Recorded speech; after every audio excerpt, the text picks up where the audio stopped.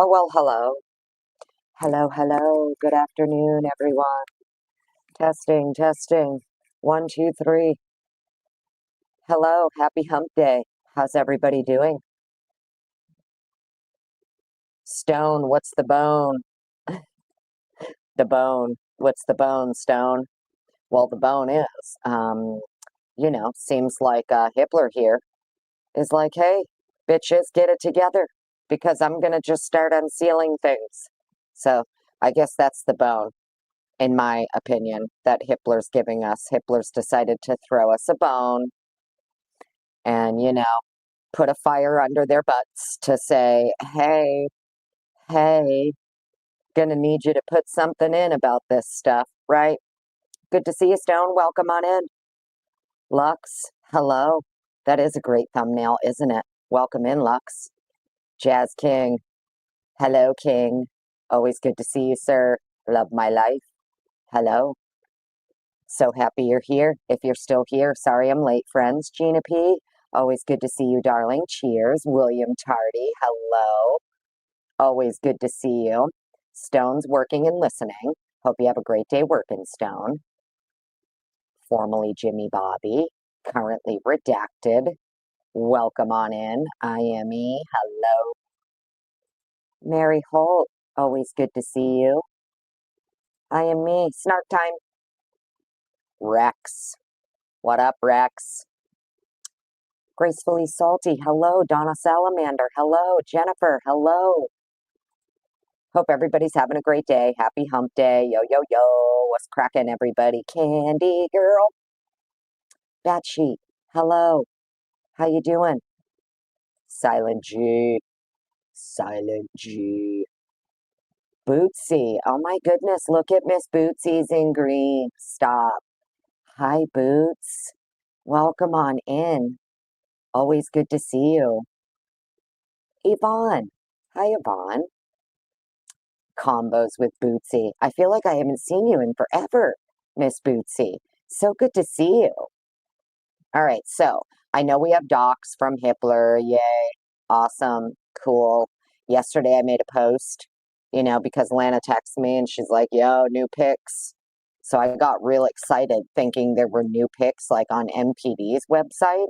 So I made a post and I texted her and I'm like, bitch, where are these pics? Because I can't find them. And she's like laughing. She's like, no, bitch, there's no link to those pics. Those are mine from my FOIA. And I'm like dying laughing. So I deleted my post. Sorry, guys. So sorry if I had anyone thinking there were new pics. I thought there was just because just the way she texted me and the way she said new pics.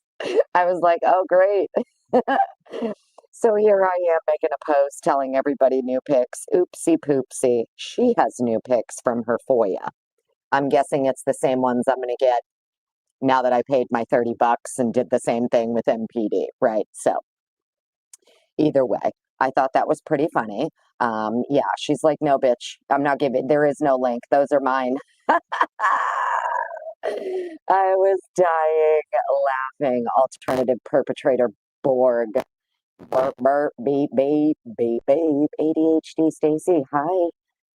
Hi, everyone. Welcome in. I'm trying not to miss anybody if I do. Oh, my goodness, Bree Sully. Hi, Bree. Hi, honey. Little cutie patootie.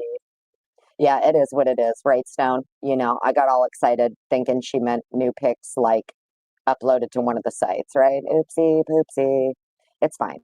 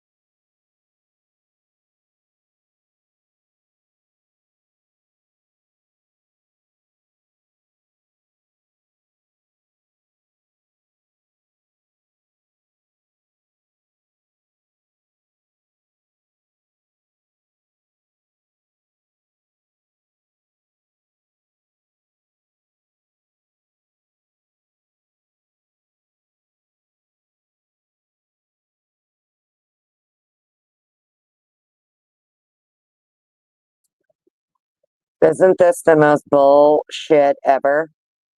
I literally, don't even ask me what happened, guys. Like, I literally don't know. No, my sound didn't go out, honey. Nope. Nope. Every fucking time, right? Every time. Every time. Yeah, Miss Potts is dust. Miss Potts is dust. No, my sound didn't go out. Literally, StreamYard here booted me out of my own thing. So sorry about that. I mean, holy shit, if you guys stuck around, okay, and waited, I truly appreciate you. I myself would have dipped out of whose ever stream lost their audio and their shit went down for that long. You know what I'm saying? Like, holy guacamole, it's every time. It's every single time. Maybe it's because of my thumbnail. Maybe my thumbnail is what did me in. Simply Solo, what up? Welcome in everybody. I mean, if you stayed this long, like holy shit, I can't even believe you guys are the real OGs. You actually hung around. You know what I'm saying? Like wild. It's wild. Inside your bones. Hello. You believe this shit? Every time. It's every time. It's every time. I could do this at 2 o'clock in the morning when fucking everybody else in the neighborhood is asleep. No one's, you know, it doesn't matter when I do it. Okay. They always find a way. They always find a way to fuck with my shit. Know what I mean? It's every time too. It's every time, right? If you've been here long enough, you know. So how do I sound right now? Is the sound good? Let's make sure we're good. Not up too loud. We're where we need to be. Yes, yes, and yes. Okay. Holy crap. Sandra, hello. How are you? Good to see you. Welcome in, everybody. In my defense, nobody wants me any. Stone. Nefarious hijinks. Hello. Hello. Dustin C. from the start. Good to see you. Welcome on in. Look at everybody who's green, though, huh? Jazz King, still here, baby. That's right. Beep, beep. OGs. Fucking OGs. Love ya. Jackie, hello. Hi, Jackie. I have you in my ears and thought nothing of it until you came back and scared the shit out of me. Right? Isn't it wild? StreamYard needs to be giving some refunds. Yeah, no shit. Tell me about it. I mean, granted, in my last live, I think it was twice I kicked myself out. That was me. But I think it was 3 times total. One was StreamYard, two were me, actually. So, in StreamYard's defense, I've done it myself on accident, but this one wasn't me. This wasn't me. That shit literally just like booted me, shut the whole thing down, closed out my live, and said bye. I had to like relog into everything. All right. So, anyways, all right. Greens are superior. No, Silent G. No, not at all. I'm not saying that at all. I just can't believe how many people like are in green in the last couple of weeks. It's wild. I mean, I think a lot of you, most of you got gifted too. So, like, that's freaking amazing. I just feel like that's awesome. You know, the people who gift memberships, that's so generous and kind. See, see, there you go. William. Look at William.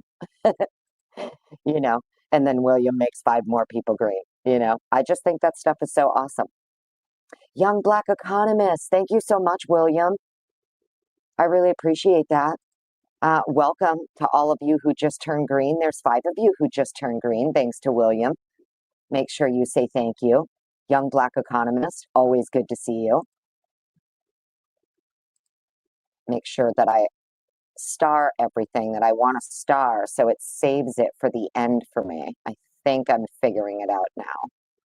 Jesse, hi, honey. There you are. Snart. I'm your snart goddess. Well, thank you, Jazz King. Thank you. I can't help it. It's just my personality. I'm just snarky AF. Yeah, William is the goat inside your bones. Correct. William is the goat. Design Rhythm. Hello. Good to see you. Witchy. Hello. Yes, thank you, William. Out the gate. You're awesome. All right.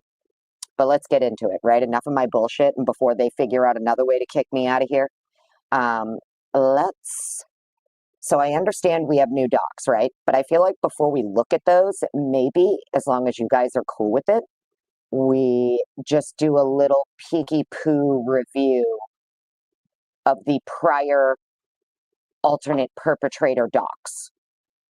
Like, if that's cool. Obviously, we don't have to read every single page or anything like that, but maybe do a little refresher on the state's motion in limine regarding alternate perpetrators, the defense's objection, and then the state's reply, and then the judge's order. Sound cool? If you guys are up for it. LeBrier, new sub. Well, welcome on in, new sub. Thanks for being here. Brandon, yes. Ms. Honey Badger. I love it. Good to see you, Brandon. Always good to see you. Sarah D. Irish, you know I always love seeing you. Your little eyeball emoji, smoking a cigarette. Okay, cool. So you guys are fine with it? Awesome. Okay, awesome. Why be so nosy? Where are you? Is everybody saying hi to you and I'm just missing you? I'm sorry. I'm trying not to miss anyone. Chat kind of flies, and it looks different on my end than it does for you guys because I'm in StreamYard. And I only have it at like 10-second delay, so just so you know. You can slam in a comment every 10 seconds. All right, back to bed for you. Yeah. Snark Tank. Silent G, you're going back to bed? Didn't you say you were at work, or was that somebody else? See, we're not even, 5 minutes in, 16 minutes in? I'm confused. Nosy is kind of our thing. Exactly. I had someone tell me, you guys remember Frank? You remember Frank? The Dutch guy? Back in the day, Frank told me I was nosy, right? He's like, I don't understand why you're so nosy. And I was like, what? What do you mean? Yeah, I'm fucking nosy. I mean, aren't most detectives nosy? Aren't most investigators nosy?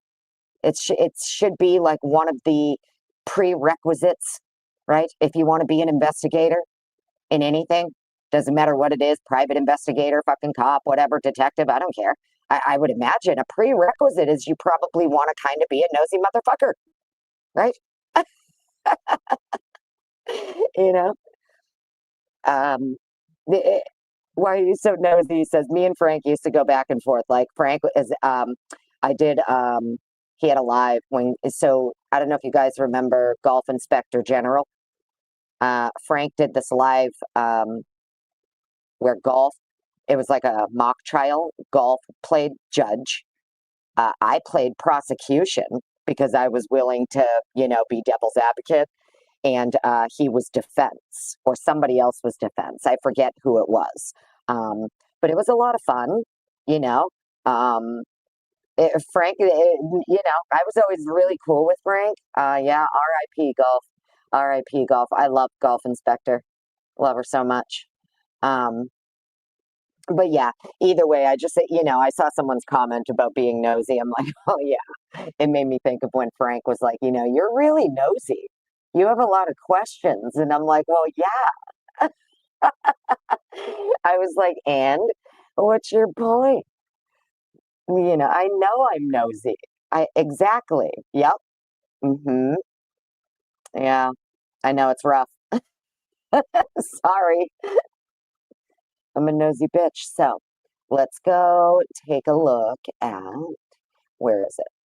All right, let me share screen here. So first thing we're going to look at is going to be the state's motion in limine regarding alternative perpetrators. So let's all remember back to when they're filing their motions in limine. The defense had not, at any point when this motion in limine regarding alternate perpetrators is filed by the state, the defense has not mentioned alternate perpetrators, I don't think, prior to this. Or if they did, it was not mentioned in the sense that, like, they were going with that defense, if I remember correctly. And then when the state filed this motion in limine, right, I thought it was really interesting even back then. I'm like, why is the state filing something to keep out alternative perpetrator shit if they haven't filed anything regarding alternative perpetrator, right? And then I was like, okay. So we'll look at it all. We'll get back to everything. Um, you don't gossip, though. What do you mean, Silent G, you don't gossip? I try not to gossip, yeah. Oh, okay. Well, bye. You're going to bed? Well, have a great day. All right. So, anyways, let's go take a look at this. We'll go look at the motion in limine first from the state. Da, da, da, da, da. Let me make that big for you and take myself out of the way here. I mean, I'm sure we all remember it, so that's why, like, we don't have to read every single page or anything. I just kind of think it's a good idea to maybe do a little bit of a refresher so that we remember. Okay. Now, it looks like, if I remember correctly, when was this filed? So, yeah, 2/21, 2025. So, February 21st, 2025 is when they filed this. Everybody see that good? Okay, cool. All right. You're crashing out and, oh, well, no worries, Silent G. Hopefully my voice will lull you to sleep while I read these to you. Uh, along with some witch cackling mixed in. Okay, so here we have the state's motion in limine regarding alternative perpetrator evidence. Comes now, State of Idaho, by and through Latah County Prosecuting Attorney, respectfully moves the court in limine for an order prohibiting the defendant from offering alternative perpetrator evidence or argument without first satisfying the court that any such evidence is relevant and admissible pursuant to IRE 401, 402, or 403.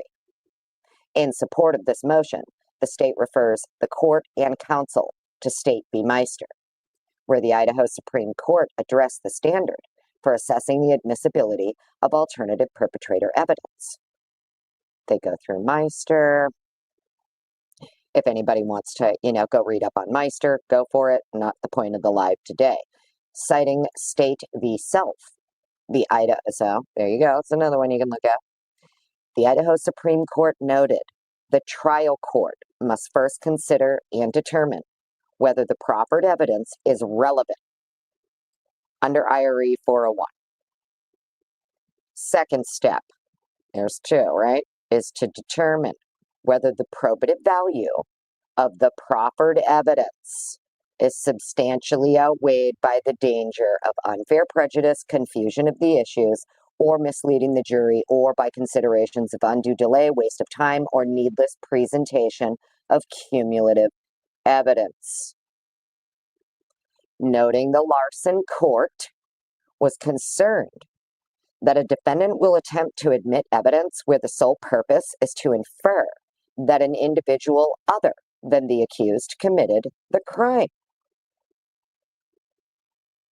Sidebar. Isn't that the point of offering alternative perpetrator? Why they have a higher standard and why you must proffer actual evidence, right? So he says, the state says, in this case, during the course of the investigation, literally thousands of tips regarding possible perpetrators were received by law enforcement, with the exception of information regarding the defendant. None of these tips were substantiated.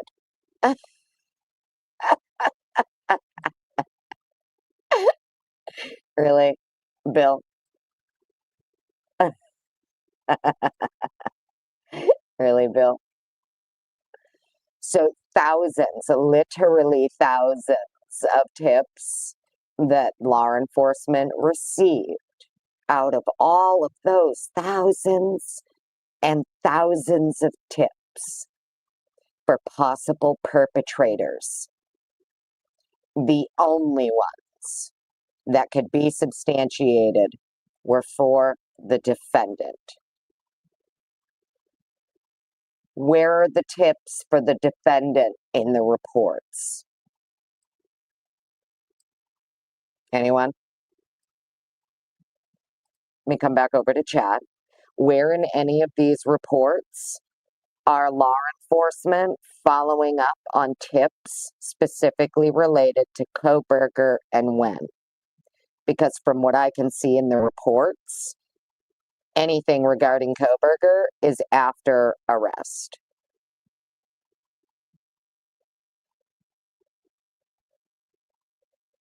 Okay.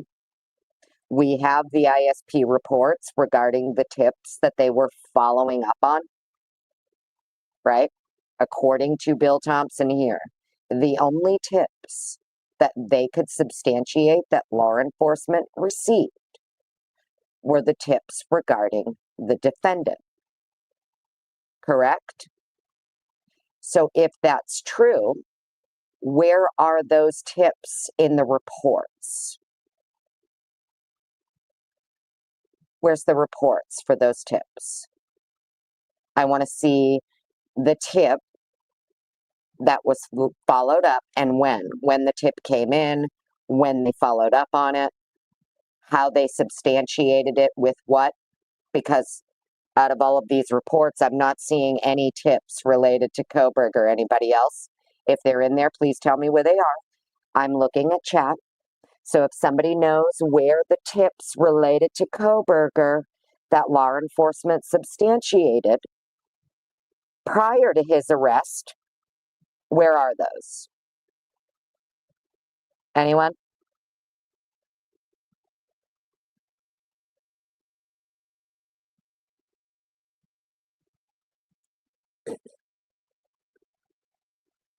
No, I mean, I'm being dead ass because I'm thinking that maybe I missed it, maybe I'm not seeing it, maybe right. I'm like, is it in there somewhere redacted, and I'm just not understanding where in the ISP reports.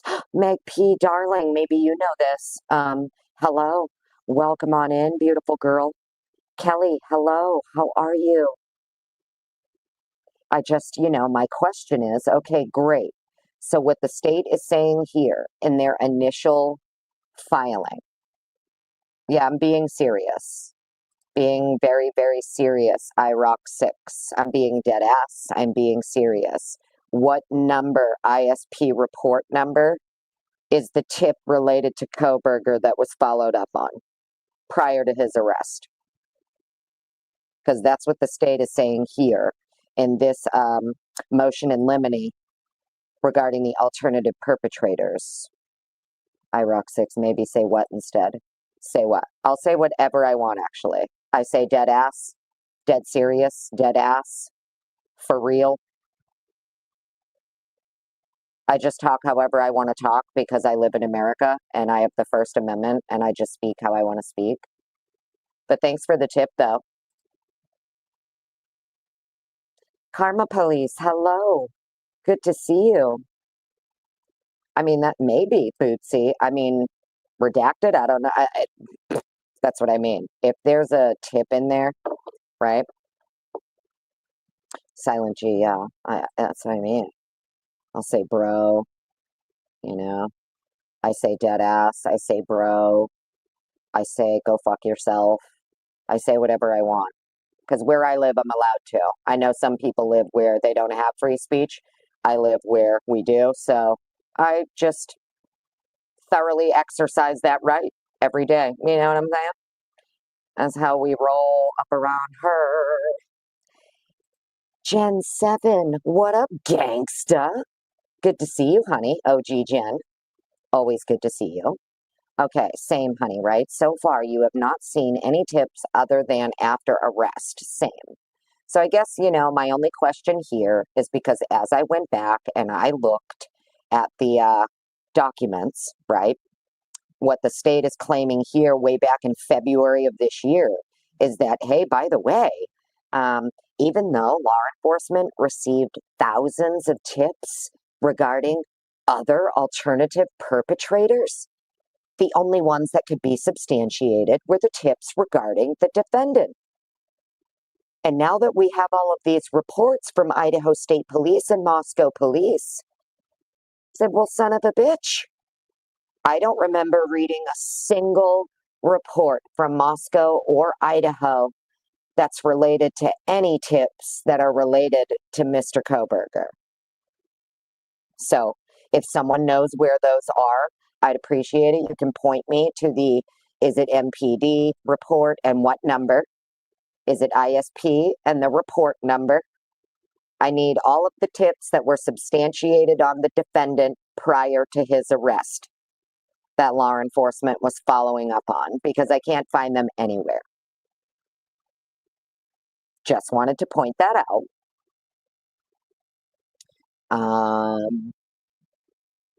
I'm talking about the documents, guys. I'm talking about like where the WSU guy tipped them off about BK's white Elantra pre-arrest.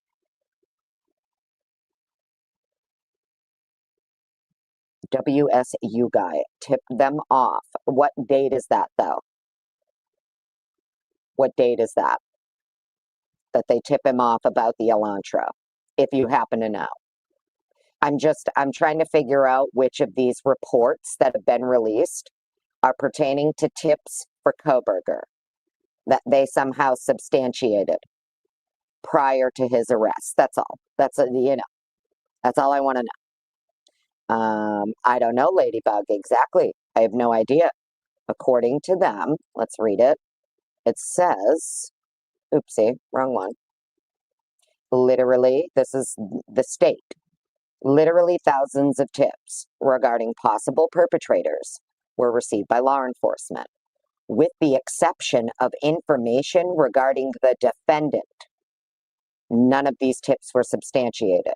So what they're saying here is that the information regarding Koberger is the only tips we could substantiate. None of them outside of Koberger were substantiated. And I just want to know where those reports are from. Who are the people that took those reports and followed up on those tips? 28th of November. Thank you. Gracefully Salty. Cool. Cool. That's the date that they did the interview, is on November 28th. I'm talking about when ISP is actually interviewing whoever's calling in the tip on Koberger, whoever's putting in the tip on Koberger.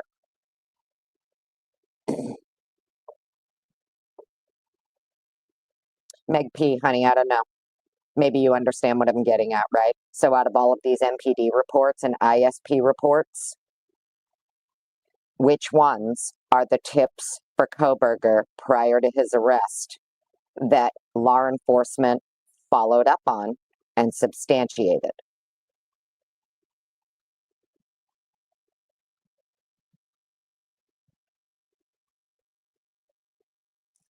Yes, okay. I didn't see them either, Meg, but that's why I'm asking the question, because as we're looking at this motion in limine from the state regarding alternative perpetrators, that's what they're claiming here. They are claiming that the only tips that could be substantiated were the tips for Koberger. That's it. And we're seeing hundreds of pages of them following up on tips for other people, getting other people's DNA because of those tips. Yet I'm not seeing one where Koberger himself is given as a tip, it's followed up on, they interview him, ask him for his DNA, ask him for his phone number, none of that. I'm not seeing any of that anywhere, so that's kind of why I'm asking.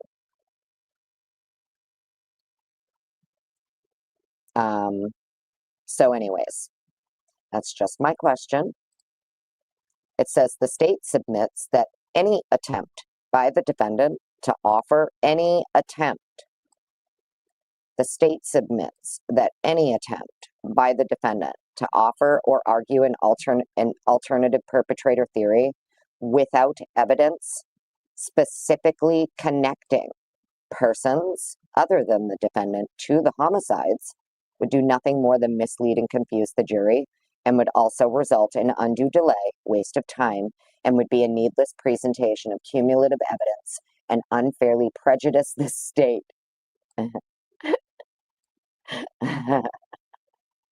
Unfairly prejudice the state.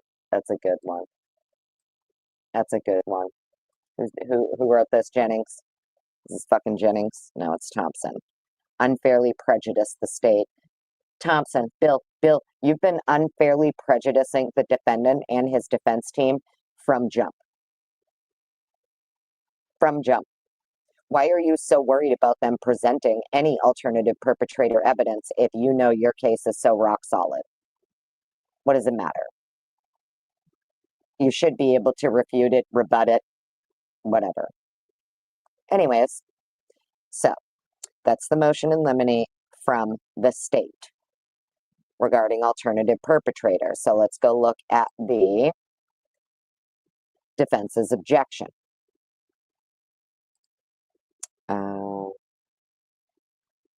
Share that. Exactly, love always. Well, that's kind of what I was getting at. Why wouldn't you question him beforehand? If you're following, that's exactly what I'm getting at. I'm glad you understand my train of thought here, right? So if you're ISP, you're lead detectives, you're getting all of these tips are flooding in. You're following up on these tips. You're asking people for their phones, their DNA, their fingerprints, major crime scene prints, all this stuff. I just want the reports where they did the same for the tips with Kohberger. I want the reports where they're following up on the tips for Kohberger and they're meeting with him, questioning him, asking him for his DNA, his phone, his fingerprints, whatever. Otherwise, how are you following up on the tip? Right? How are you following up on the tip if you're not contacting the person who the tip is about? Because that's what they did with everybody else.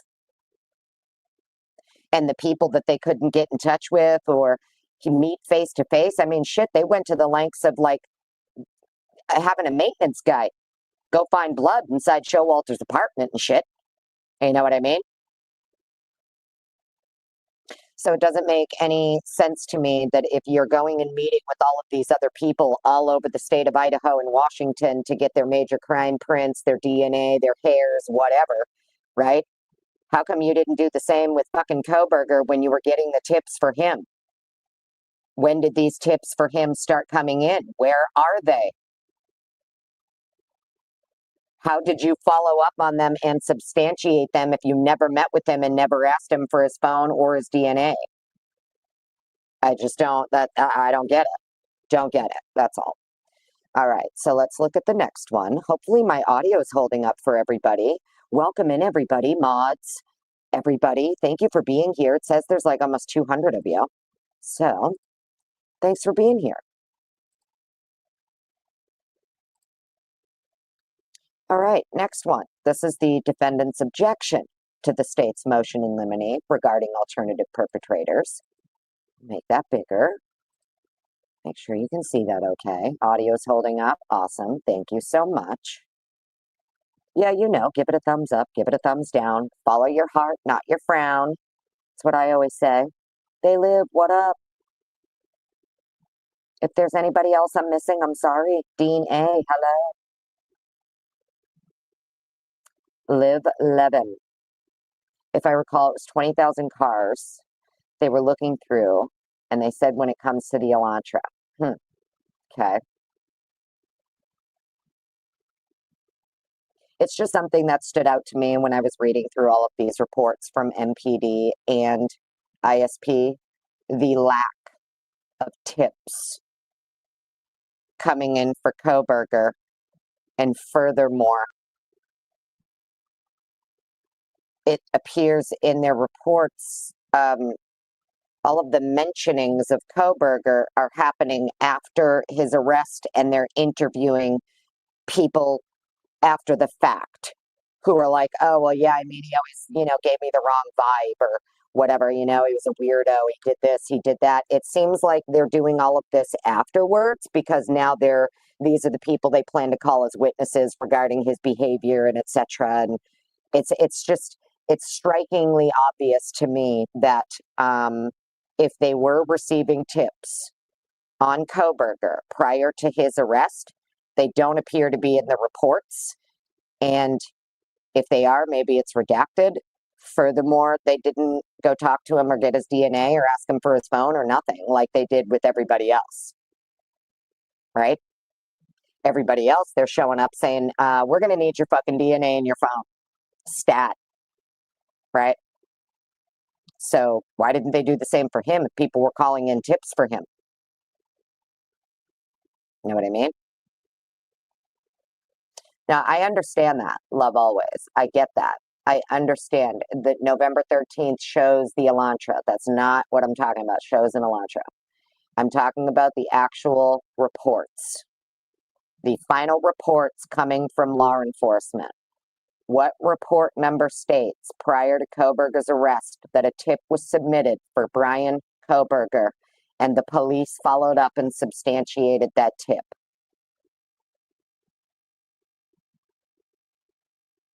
When did ISP meet with Brian Kohberger after his name was given as a tip?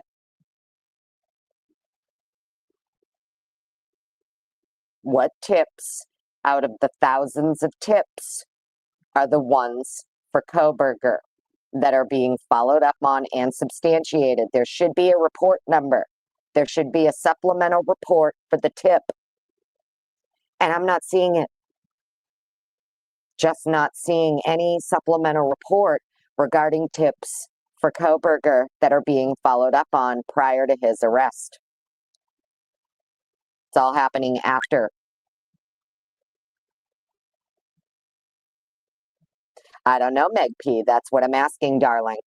Because a lot of these other ISP reports have Kohberger's name all up in them. It's not redacted. His name is in capital motherfucking letters all through the reports. Kohberger, Kohberger, but it's all afterwards. After, post arrest. I just want to see the fucking report where, Meg P called in to the tip line or emailed the tip line and said, hey, this creepy motherfucker driving this white Elantra lives right across from me and maybe I should take a little peeky poo at him. I just want to know where that tip is, where the report is for that, and then how it was followed up on.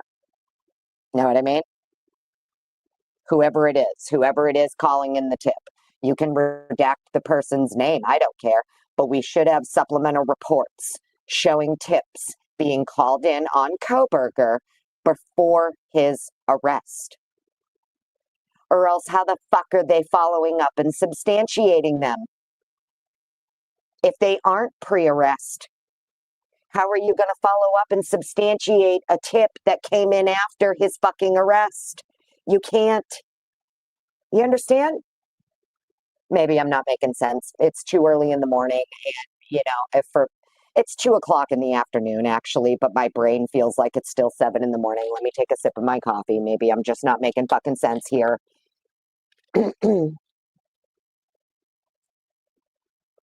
I just hope everybody understands what I'm saying. I just want to see the reports for the tips that are coming in on Kohberger prior to his arrest. They're following up on the tip. They're making a report about it and saying, hey, somebody called in a tip on this motherfucker named Kohberger, and we followed up on it. And this is how we followed up on it and how we substantiated the information or debunked it or whatever. You know what I mean?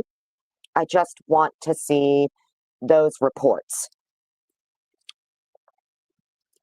Okay? I want to see those reports. Because if you could go get major crime for prints from other people and their DNA and whatever, I don't understand if you did that to follow up on those tips for those people, right? Well, then how come you didn't do the same if you're getting tips on Kohberger?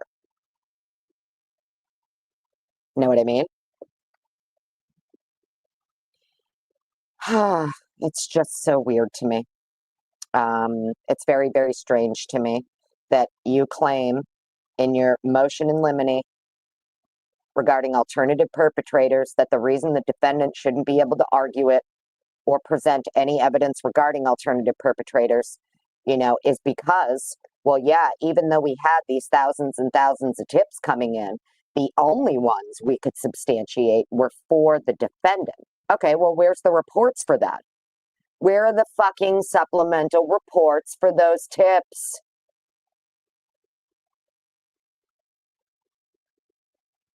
You know what I mean? Those are the ones I want. I don't even care about the rest of these. Give me the ones, the tips, the reports for the tips on Koberger. When did you go interview him? When did you get his DNA? Did you ever even bother? Oh, that's right, you didn't. Oh, that's right, there isn't a fucking report for a tip on Koberger pre-arrest, is there? Oopsie. Oopsie, that's just my opinion. No facts here, I don't know shit, but that's just my opinion. The reason we don't see a supplemental report regarding a tip for Brian Koberger prior to his arrest is because there fucking wasn't one.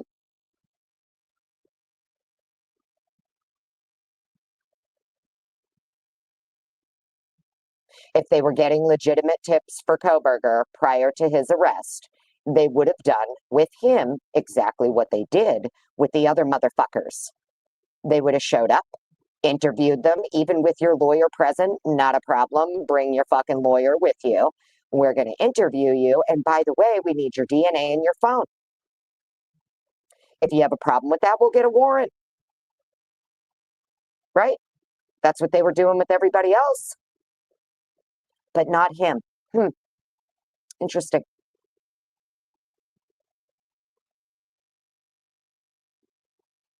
It's just David Bird. What up? Welcome on in. Miss Charlene, hello. Off the record tips regarding BK's absence from the home that night. I mean, yeah, maybe. Could be. Off the record tips. I don't know. I'm just saying, out of these hundreds and hundreds of pages of supplemental reports, I'm not seeing the report or reports, plural, that are tips for Brian Koberger that the police are following up on pre-arrest. I'm just not seeing a single fucking one. That's why I'm asking anybody out there, if you know which supplemental report number it is and whether or not it's MPD or ISP, I mean, shit, even if you're replay crew and you hear this later and you know where that information is, please direct me towards it because I can't fucking find it. I can't find a report where they are following up on a tip for Koberger prior to his arrest. So let's get on to the next one.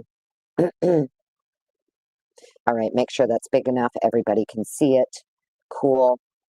So this is the defendant's objection to the state's motion in limine regarding alternative perpetrator evidence. Comes now, Brian C. Koberger, by and through his attorneys of record, and hereby objects to the state's motion in limine regarding alternative perpetrator evidence filed on February 21st, 2025. More specifically, the state seeks an order prohibiting Mr. Koberger from offering alternative perpetrator evidence or argument without first satisfying the court that any such evidence is relevant and admissible. Keywords there, relevant and admissible. Argument. Mr. Koberger has a right to present a full and complete defense for the crimes of which he is accused, State v. Meister. So while Bill is telling the court the reason you need to not let it happen is because of State v. Meister, defense is arguing actually the reason you have to let it happen is because of motherfucking State v. Meister. Because Mr. Koberger has a right to present a full and complete defense. That's coming from Meister. The right itself is protected by the Sixth Amendment of the United States Constitution. And it's made applicable to the states through the Due Process Clause of the 14th Amendment. So this is why she kept saying we have Sixth Amendment violation, 14th Amendment violation. Mr. Koberger's rights are being violated. Right. When presenting a full and complete defense of the crimes charged, Mr. Koberger should be given an opportunity to proffer evidence of an alternative perpetrator so that such evidence can be properly evaluated for relevancy and admissibility. Is it relevant and admissible under the Idaho rules of evidence? The timing of when an offer of proof is made is not clear, right? So under the Idaho rules of evidence here, it needs to be relevant and admissible. The timing of when you offer your offer of proof regarding alternative perpetrators is not made clear. In Meister, the Court of Appeals explained that the offer of proof was made during trial.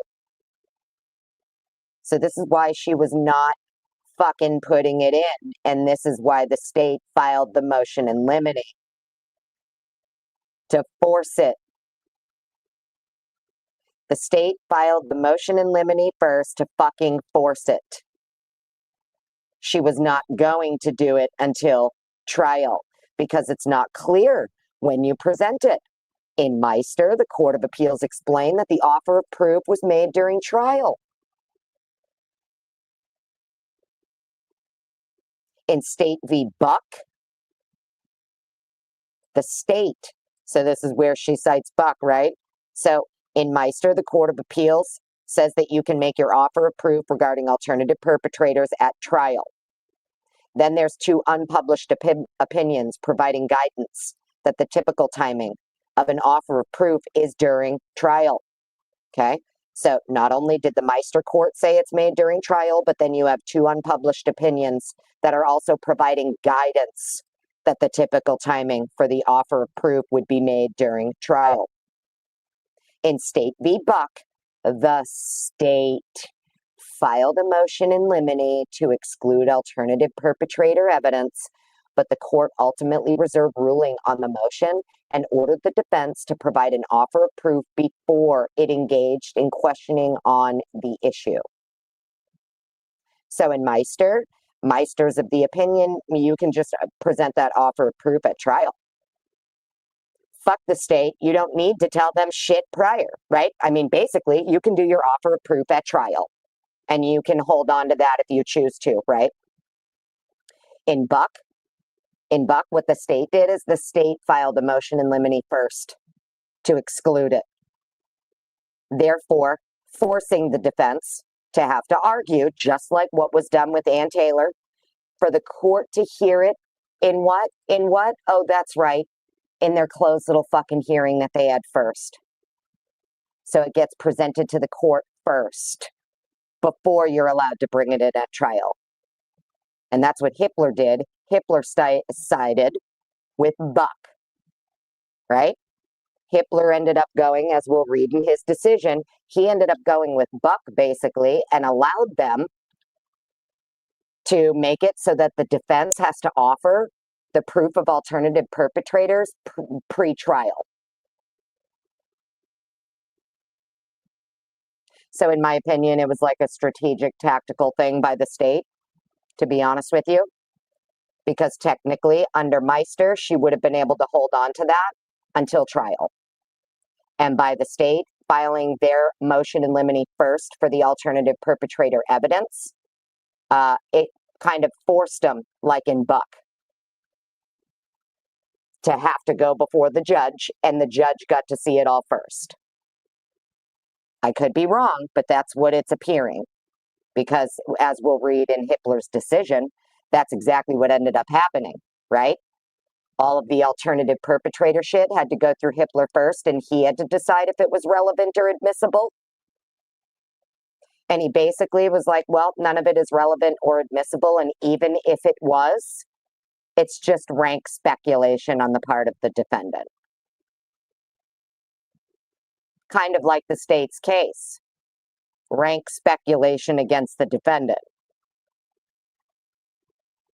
Because we're not even seeing a supplemental report for a fucking tip regarding the defendant prior to his arrest. Know what I mean?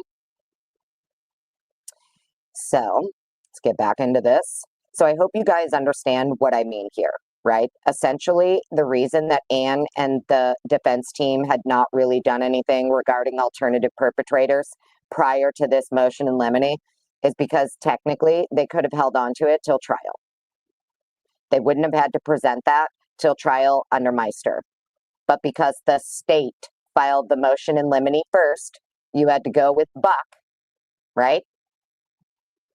Now Buck gets introduced because it's the state filing the motion in limine for the alternative perpetrator to keep it out. You have a Buck standard, and it looks like that's what Hippler did. Hippler went with the Buck standard.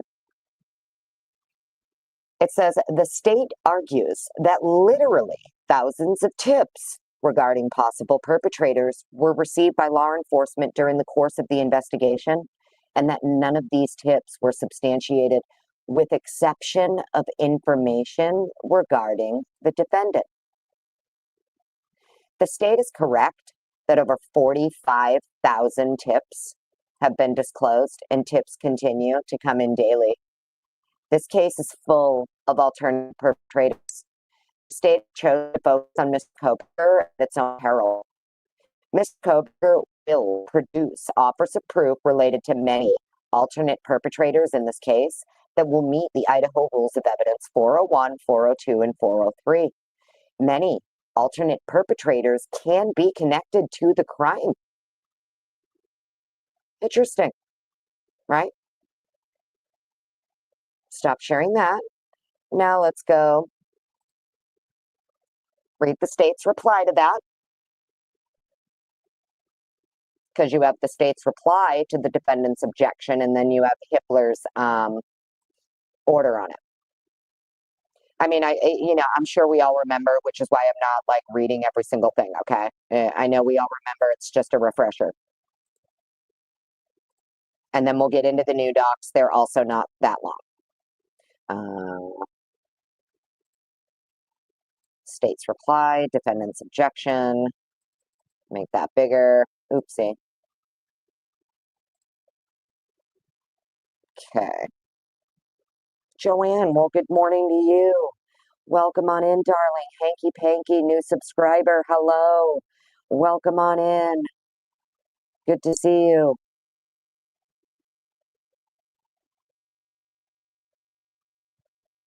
All right. I'm going to be in another window reading. Can't see my chat. Welcome in, everybody. Says there's over 200 of you here. Do something if you're hanging out. Say hello or something. State's reply to the defendant's objection to the state's motion in limine comes now. State of Idaho by and through, blah, blah, blah, and submits the following reply to the March 17th defendant's objection to our shit. Although the defendant purports to object to the state's motion and asks that the court deny the same, in truth, the defendant appears to substantially concur with the legal standards articulated by the state in support of its instant motion. State v. Meister. The defendant acknowledges that he must make a satisfactory offer of proof prior to offering or arguing an alternative perpetrator theory. Consequently, the court should grant the state's motion and enter an order prohibiting the defendant from offering alternative perpetrator evidence or argument without first satisfying the court that such evidence is relevant and admissible. Cites Meister.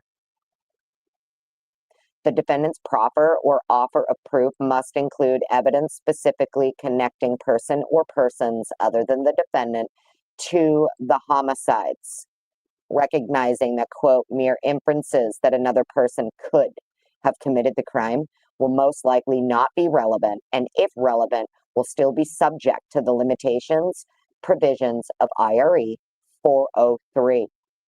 Meister at 241, citing self, right? So we've seen self, we've seen Buck, we've seen Meister. The state further requests that the court set a reasonable deadline for the defendant to make any proffer or offers of proof regarding alternative perpetrator evidence or argument sufficiently prior to trial, so the issues can be fully reviewed by the court. So you're seeing what the state did here, right? I hope it's right. To me, it's just painfully obvious what they did. They did not want her to have the opportunity to present alternative perpetrator evidence at trial. So they filed their motion in limine first, knowing that they would have to go with a different standard outside of Meister, because Meister states that you can present that at trial. Buck states Not at trial, prior. You get what I'm saying? It's pretty fucked up what they did. Let me close out some of these tabs.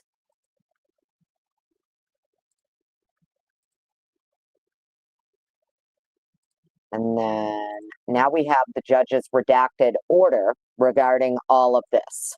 Okay. So all of these, motions, the state's motion in limine for alternate perp, defense's objection, state's reply to the defense's objection, and then we have the order from Hippler.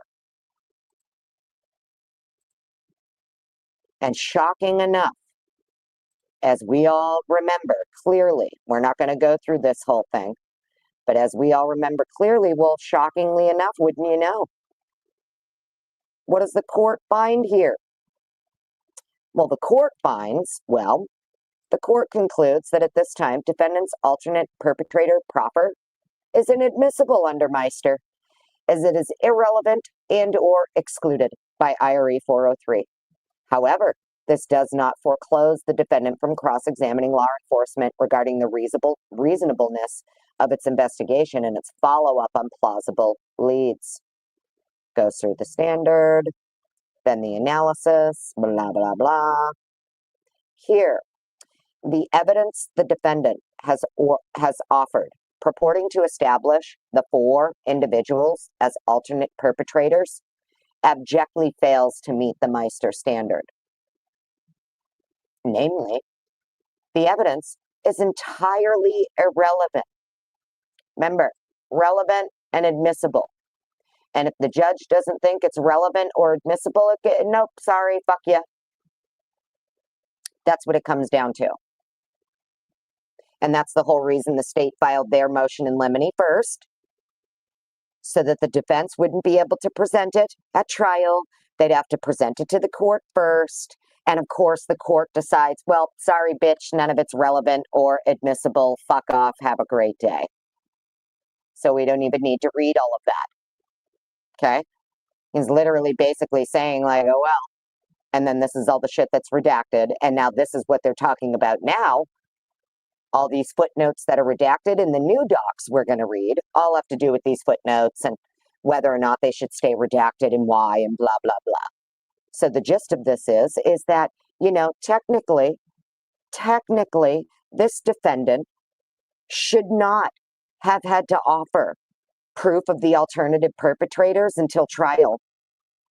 But because the state went and filed their motion in limine regarding the alternative perpetrators first, it forced the fucking defense's hand. And they had to cop it all up to the court first. And the court, of course, said, nah, sorry, it's not relevant or admissible. Everything you're saying is basically just rank speculation. And, so what? These 4 individuals, they lived within walking distance of the crime scene. They were familiar with the layout of the victim's home. Even though all of that is true, so what? There's no compelling evidence that any of them had a motive to kill the victims. Well, what's Brian's motive? What's the compelling evidence of Brian's motive to kill the victims? What's the compelling evidence? Where are the fucking reports for the tips and the compelling evidence? Notably, lab testing has excluded their DNA from samples taken from the crime scene and victims. Well, hey, Hippler, notably, lab testing also excluded Koberger's fucking DNA from all of those other samples as well. Sidebar, Hippler, notably, lab testing also excluded his DNA from all of these other fucking samples too. Hair, blood. The 4th individual did not know the victims. Followed her out of a store. The event was captured on surveillance camera. This individual subsequently cooperated. Subsequently, right. So they weren't cooperative at first, were they? They weren't cooperative. Provided their phone number and a DNA sample. Interesting. So they provided their phone number and a DNA sample, huh? As with the other alleged alternative perpetrators, lab reports excluded his DNA from the samples taken from the crime scene and victims, and there is no evidence connecting him to the crime scene. Okay, cool. And then we have all of this redacted shit. Collectively, defendants' proffer with regard to these four individuals fails to give rise to even an inference that they committed the crimes or otherwise make it more or less likely that the defendant was the perpetrator. Therefore, it's irrelevant. Defendant has provided no probative, admissible, significant evidence of motive, ill feelings, means, presence at the scene, or any other connection to the crime that could possibly move the ball to the extent it supports an alternate perpetrator theory. Okay? Where is the probative, admissible, significant evidence of motive, ill feelings, means, presence at the scene, or any other connection to the crime for Kohberger? Where is that? Because everything that the state has been saying since the plea is we literally didn't have shit other than that sheath DNA.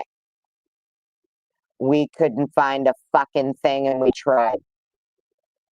No connection, no nothing. We don't know a motive. We'll never know it. Nothing. We didn't even ask him. We didn't even bother to ask him, actually. We didn't even bother to question this motherfucker. Ask him his motive. Nothing. Didn't even bother. At best, the defendant's offer of proof can give rise to only wild speculation that it is possible any one of these four individuals could have committed the crimes, which is inadequate under Meister. And then this is my favorite. So this is Hippler here. This is how you know that Hippler has seen something that is probably probative. It is probably adequate. It is probably admissible. But he's going to deny it anyway and say it isn't. And this is how you know, because he does this every time. He follows up with this, right? So he says here, in other words, it is not sufficient for a defendant to merely offer up unsupported speculation that another person may have committed the crime, which is all the defendant has done here. Even if there was a shred of probative value in the proffered evidence beyond wild speculation, it is excluded by IRE 403. So this is what Hippler does every time he's seen something or heard something that probably is probative. It probably is relevant, but because he's going to just tell you, fuck you, it isn't. As far as he's concerned, it's not relevant or probative. This is how he covers his ass. He says, even if there was a shred of this, even if it existed, it's just wild speculation and it's excluded. So you can go back and read through all of his orders.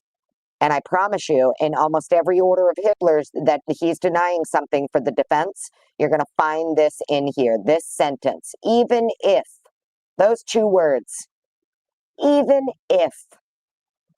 And that's his way of, that's just my opinion. That's my opinion on this guy. You can tell by the way these people write, sometimes like Jay Logston, how he writes, he's a snarky, smart ass motherfucker, right?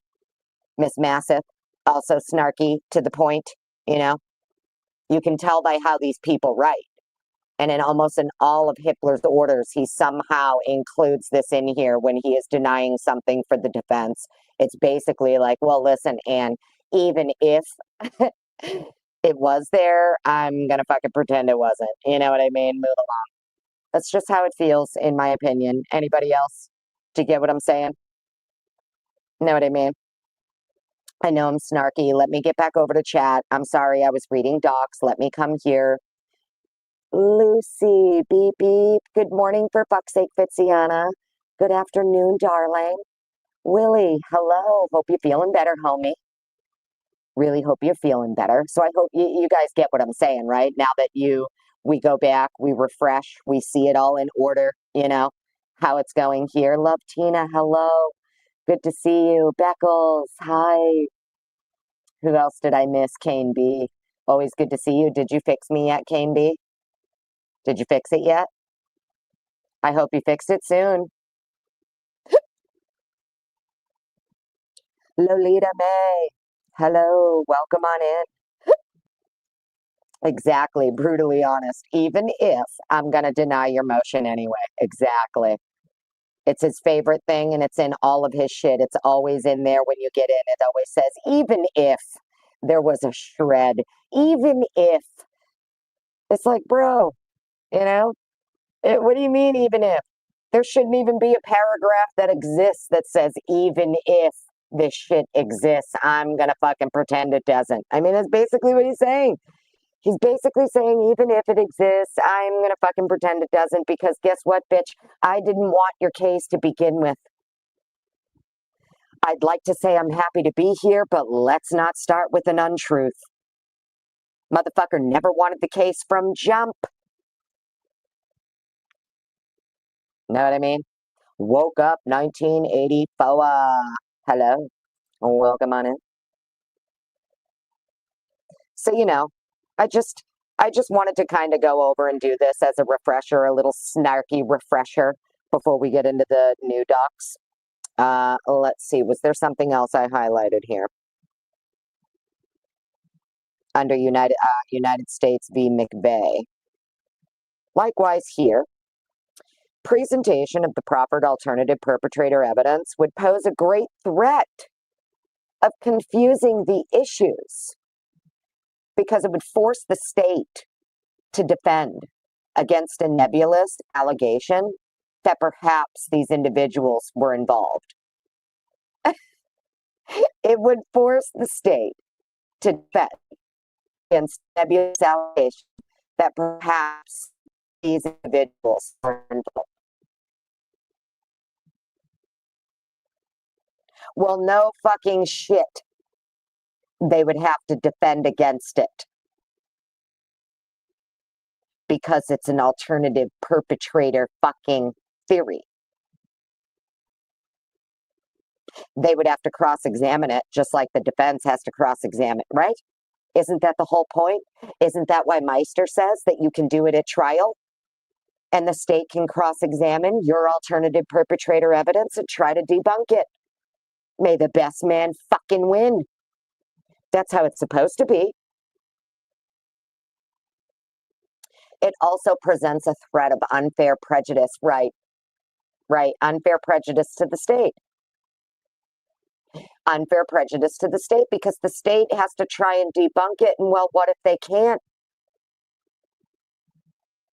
What if they can't? Then that helps the defendant, right? That helps the defendant if the state can't debunk the alternative perpetrator evidence that's presented in court, right? That would help the defendant. And well, we can't fucking have that. Absolutely not. The court's ruling does not preclude the defendant from confronting and cross-examining the state's law enforcement witnesses regarding the thoroughness of the investigation, particularly in following up on and ruling out leads generally. Following up on and ruling out leads generally. Interesting. You mean like all of the ones they claim they got for Koberger that we don't have a report for? Those ones, those leads? Following up on and ruling out leads generally, right? Where are all the supplemental reports for the tips that were coming in out of the 45,000 tips that they received? For perpetrators, where are the reports for the tips for Koberger?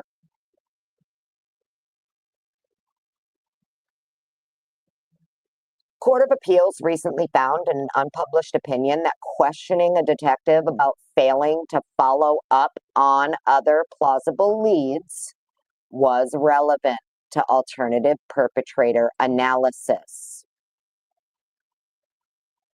So the Idaho Court of Appeals, this is kind of like the only bone he gave them here, because the Idaho Court of Appeals recently found in an unpublished opinion that the defense would be allowed to question a detective about failing to follow up on other plausible leads is relevant and admissible for alternative perpetrator analysis. And this is exactly what the state did not fucking want. We cannot have this defense questioning these fucking detectives about the tips they ignored or didn't follow up on. Other plausible leads that they should have. Right? So anyways, stop sharing that one. Just wanted to do a little refresher. Now we can get into the actual documents for, I hope I'm making sense. And if I'm not, guys, you know what? It's okay. That's fine. Hopefully you're tracking my brainworms. And if you're not, I mean, lucky you. Lucky fucking you that you don't also have the brainworm parasite. You know, I don't know what else to say. If you aren't tracking, I say lucky you. Lucky, lucky you.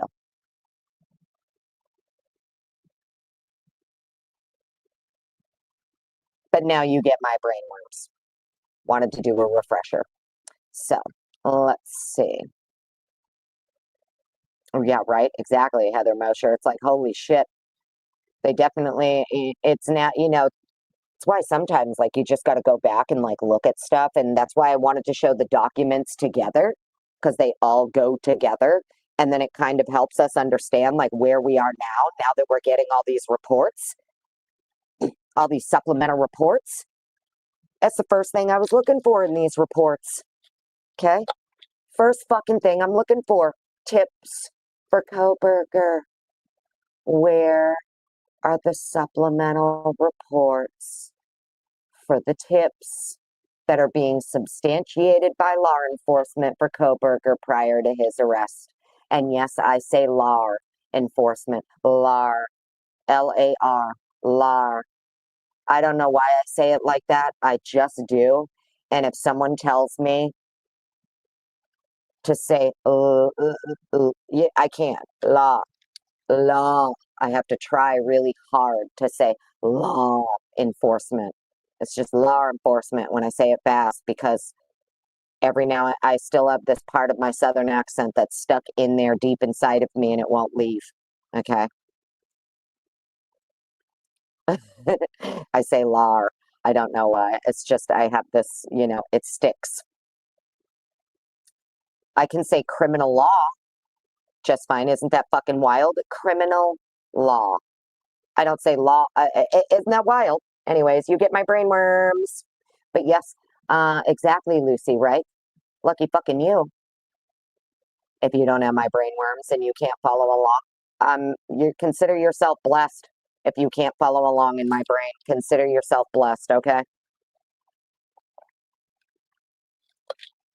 All right. Now, let's get into these documents that dropped.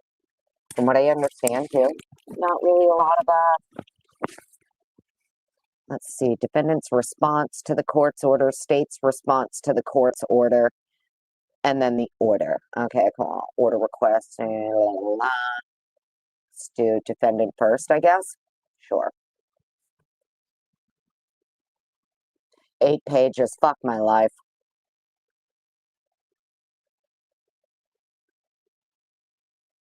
Make this a little bigger. I will share screen.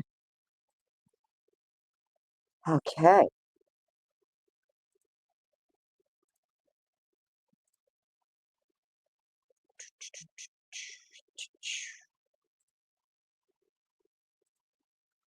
All right. Here we go. Thought I saw someone saying too, they're no longer his attorneys. He no longer once you take the plea, that's it. You no longer have any attorneys. He doesn't even have representation right now. He has no lawyers. Right? Right? How many of you have also heard that? How many of you have also heard that? He has no attorneys. Okay.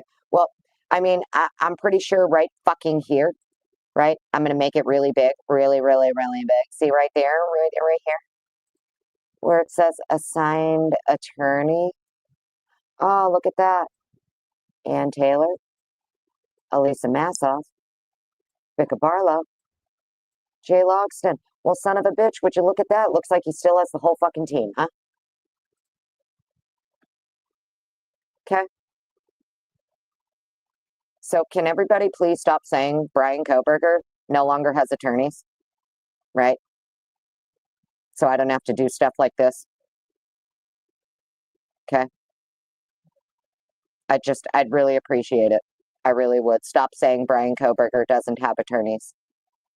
He has his whole motherfucking team is still there, still receiving everything on his behalf and filing on his behalf. Okay.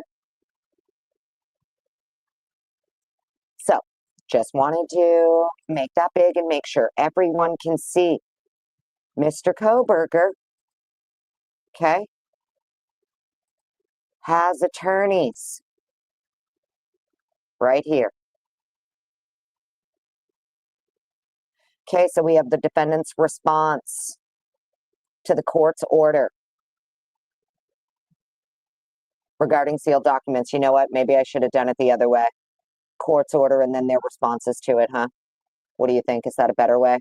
Read the court order first and then their responses to it, or maybe it's not going to make sense. Yeah, let's do it that way. Stop sharing that.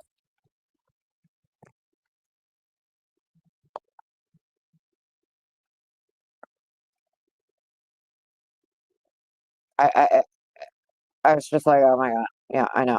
I know. I can't even, and I don't even like to delete comments, but I literally had to because there's been so many comments like, he doesn't even have attorneys.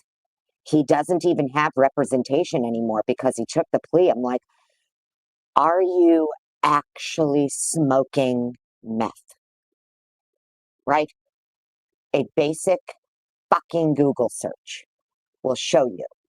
He still has his attorneys. Of course he has attorneys. Of course he has attorneys. Otherwise, how else are they going to go through all of the things that need to be unsealed? You understand? This is why Hippler has to do everything in buckets regarding unsealing of the documents, and both sides have to submit their filings, whether or not they have to submit their arguments, their objections, their fucking replies, whatever. They can't just leave him hanging and then he all of a sudden has to now what?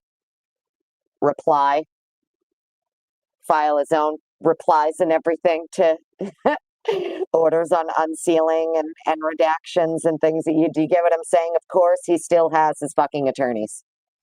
So I just wanted to clear that up. Yes, Brian Koberger still has attorneys. So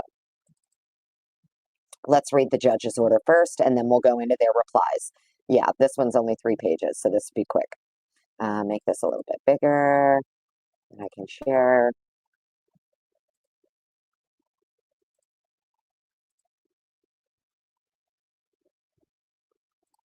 I don't know where you guys are in the world right now, but where I am, it's raining and thundering and lightning like crazy outside. So if you can hear that, so sorry. We got some wild weather happening right now. Can see that okay? Okay, cool. Let me take that off the screen. All right, cool. Still a couple hundred of you hanging out here, huh? Thanks for hanging out, friends. Appreciate you, lurkers. If you're lurking, say hello. So we have the order regarding requested redactions. Before the court are the parties' respective responses to the order regarding sealed documents, August 4th, 2025. Oh, lightning just struck something. Both parties object to the unsealing of the names and contact information of the potential lay witnesses and expert witnesses identified in the case. They contend that some witnesses whose identities have been publicly revealed have been subject to harassment, threats, stalking, and other concerning behaviors by the public and media. Although defendant has now pled guilty and been sentenced for the crimes, the parties note that the case remains subject to intense media scrutiny. Consequently, the parties anticipate that revealing the identities of the witnesses will constitute an unwarranted invasion of personal privacy as provided by IC blah blah blah and should be redacted pursuant to ICAR blah blah blah. To best balance these articulated concerns against the public's interest in access to information, the court requests additional information with regards to each witness whose name and identifying information the parties would like redacted. Requesting additional information like, what is the witness's role in the case? Is the witness's name already publicly known? Because if it is, fuck off. There's no point in redacting it. Whether the witness has been subjected to threats or harassment, and if so, the nature, and fucking proof of it.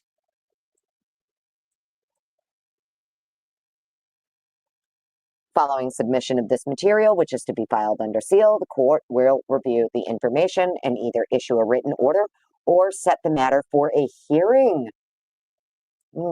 Interesting. Responses should be filed within 14 days. Cool. Then we get their fucking replies, their responses.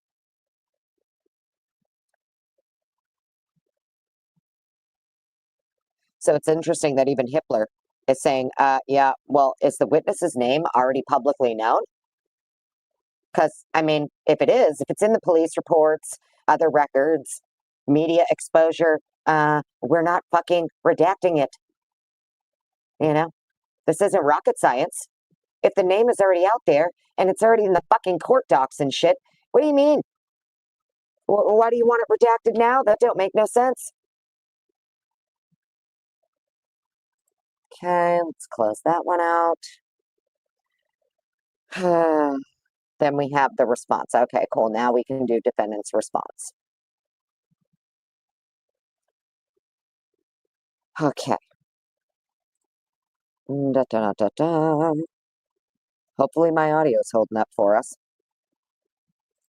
Here we go. Defendant's response. Okay, comes now. Brian C. Koberger. Oh, well, look at that, buying through his attorneys of record. I thought he didn't have any.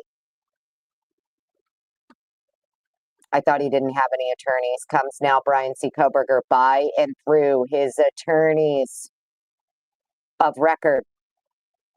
Hereby submits his response to the court's order regarding sealed documents dated August 4th. The defendant's objection, no objection are listed under each item. Cool. So Mr. Koberger and his defense team and the state, I wish I could do it side by side for you guys, but I can't. We'll get to the gist of it. The state and the defense all agree. Yeah, you can unseal all of the photographs of the 6 victims.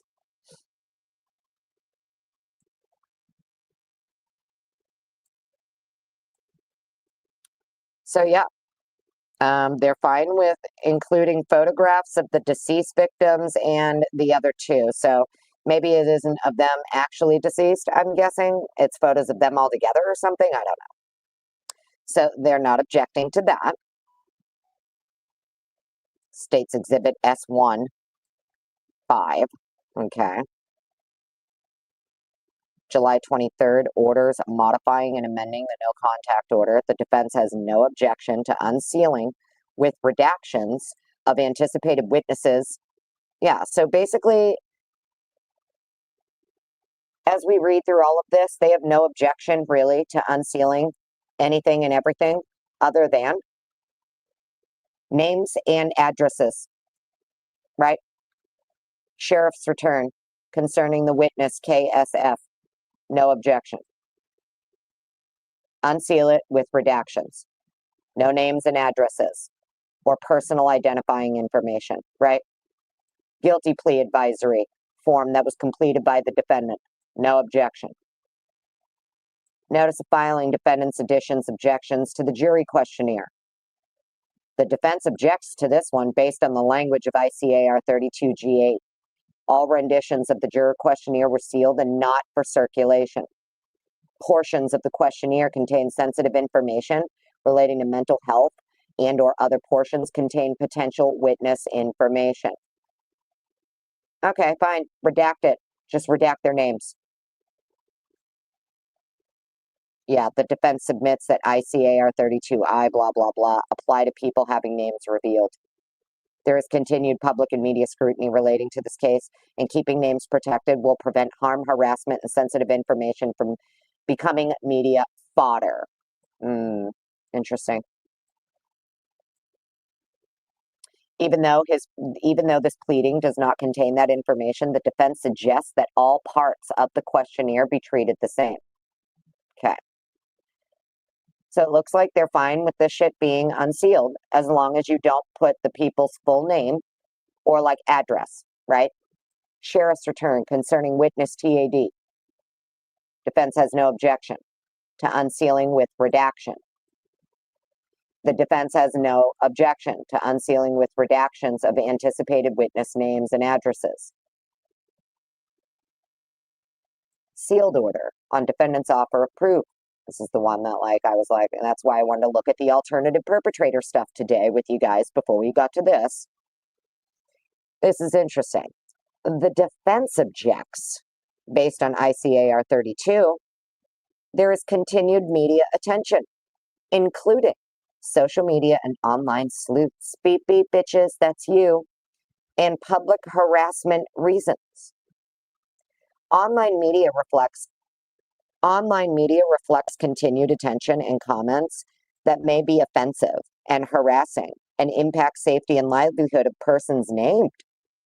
The public copy contains all pertinent information but withholds the names and is appropriate. Right? So she's saying that redacted one that we got is appropriate. And the reason she is objecting, the defense is objecting to having the, names unsealed or whatever regarding these alternate perpetrators, right? Is because, well, fuck, man, it may be offensive and harassing. Okay? Your Honor, this is the defense, by the way. Your Honor, even though we named these 4 motherfuckers as murderers and tried to insinuate that they are the actual goddamn killers, we can't have you unsealing their name and not redacting their name because, well, I mean, holy shit, that may be offensive and harassing. Like what? Excuse me, Anne. With all due respect, Miss Taylor, Miss Massoff, you named them as murderers. You were trying to present these people as alternate suspects.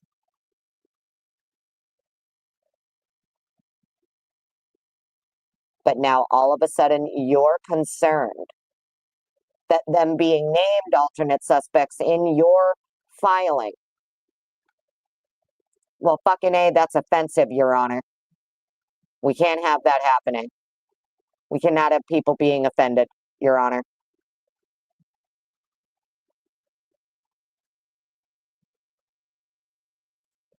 It's interesting. So the defense wants the names of the alternate perpetrators to stay sealed because, well, it's offensive and harassing. Okay. Isn't that interesting? Anybody else think that's interesting? So she names them as murderers, but now also wants to protect them, even though her and her team believe they are the real killers. Interesting. Really fucking interesting, in my opinion. I'm just like, excuse me? You know what I mean? Like, Anne, you said you were going to try and convince a jury that these 4 fucking people murdered these 4 students and that your client was framed. Your experts were going to argue a staged fucking crime scene and multiple perpetrators. And now you're worried of offending the people you named as alternate suspects, huh? It may be considered offensive. Okay. Okay, darling. Whatever you say, honey. Love you, Ann. But I don't understand your angle here, honey. I really don't. Just saying. Sealed Exhibit W to defendant's 24th supplemental request for discovery. Defense has no objection to unsealing with anticipated witness names being redacted. So as we get through all of these, we will notice a theme. The defense has really no objection, and when they do object, they just don't want witness names being released or like addresses. Okay? State's amended notice of compliance and motion to steal state's amended witness list. Cool. I don't think anybody really wants the names and addresses of witnesses and shit anyway. We don't. I don't know. Do you guys? Are you guys trying to get the names and addresses of witnesses and shit? Because the only people I know that were getting the names and addresses of potential witnesses and showing up at their fucking houses and banging on their doors and filming them was the goddamn mainstream media. It wasn't motherfucking online web sleuths. By the way, Ann Taylor, in case you didn't know, Kaylee's brother literally is engaged to a fucking sleuth, online sleuth, who was investigating the murders. And boots on the ground in Idaho, in case you didn't know. One of your victims was an online sleuth. And I don't know if you knew that, in case you forgot. All this shit talking you're doing about these online sleuths. It wasn't us online sleuths showing up at people's fucking door, witnesses' houses, shoving cameras in their fucking faces, or anything like that. I mean, there's a few of these assholes on YouTube who do that, but the majority of us are not those people. We do not show up at people's doors or witnesses' homes or anything like that. That is not what we do. I'm not going to name the few that do that, but we all know who they are. But all the shit talking she's doing about these online sleuths, huh? Online sleuths. Well, one of your victims happened to be an online sleuth, and her brother is fucking engaged to one. So, interesting. Interesting. Right? It seems Anne is basically all she cares about is that you're just not putting out people's names and addresses, right? Fine, I'm cool with that. Court minutes for closed session regarding motion concerning alternate perpetrators. Look at this. Defense has no objection to unsealing the court minutes, right? This is interesting because as we'll see on the states, well, the state does object. And there's almost an hour of court minutes that the state wants to stay sealed. And the reason is because it's part of an ongoing investigation. And I said, and everybody's like, it's because of the leaks. It's because of the leaks. I said, what fucking part of the alternative perpetrator hearing would have anything to do with the fucking leaks? Anyone? I'm going to come back to chat. What part of the alternative perpetrator hearing could be going on for almost an hour that Bill, Yellow Belly Bitch Bill, wants it to stay sealed?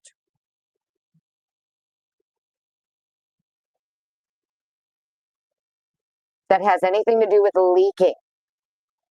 You know what I mean? What in the sealed alternative perpetrator hearing would have anything to do with a leaker or the leaking investigation?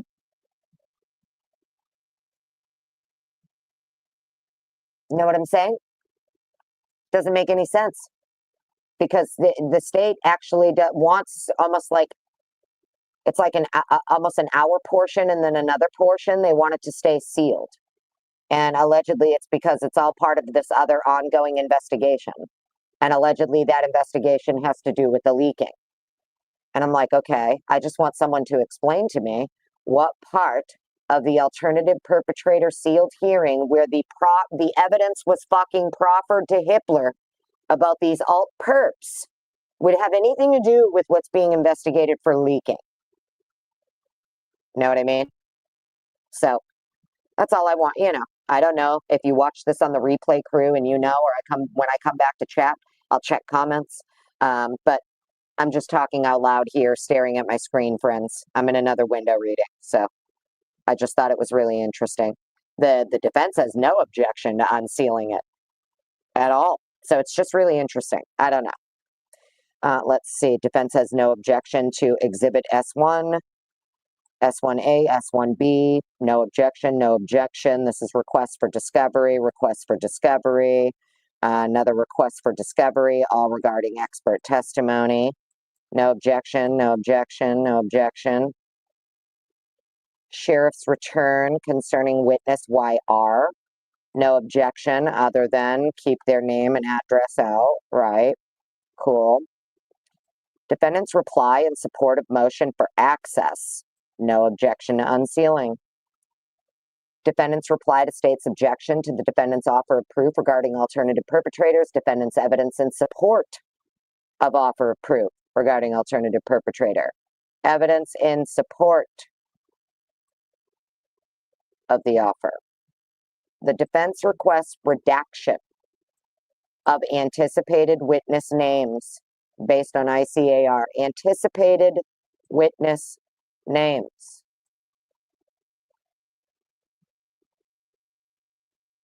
There is continued media attention, including social media, online sleuths, public harassment. Blah, blah, blah. May be offensive and harassing. Anticipated witness names, huh? State's motion to amend witness list, supplement expert disclosure. The defense's position is that redaction of anticipated witness name is appropriate. And then she says the same thing. They say the same thing. This is why. Online sleuths, public harassment, and could be offensive. So it's offensive, it's harassing, and your fucking online sleuths are a problem. Social media. Notice she's not. Notice the defense isn't talking about the goddamn. All she says is continued media attention. Social media, online sleuths, public harassment, right? Online media, continued media. Why aren't you talking about how it's actually the mainstream media and that are doing the harassing? At least mention that. They're the ones actually doing the fucking harassing of witnesses and shit.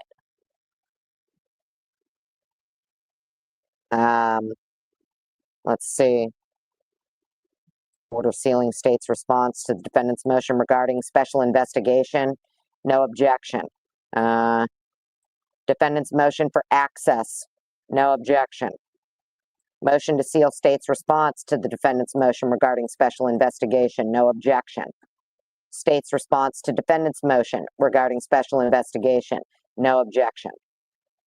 Defendant's objection to the release of privileged and confidential work product. No objection.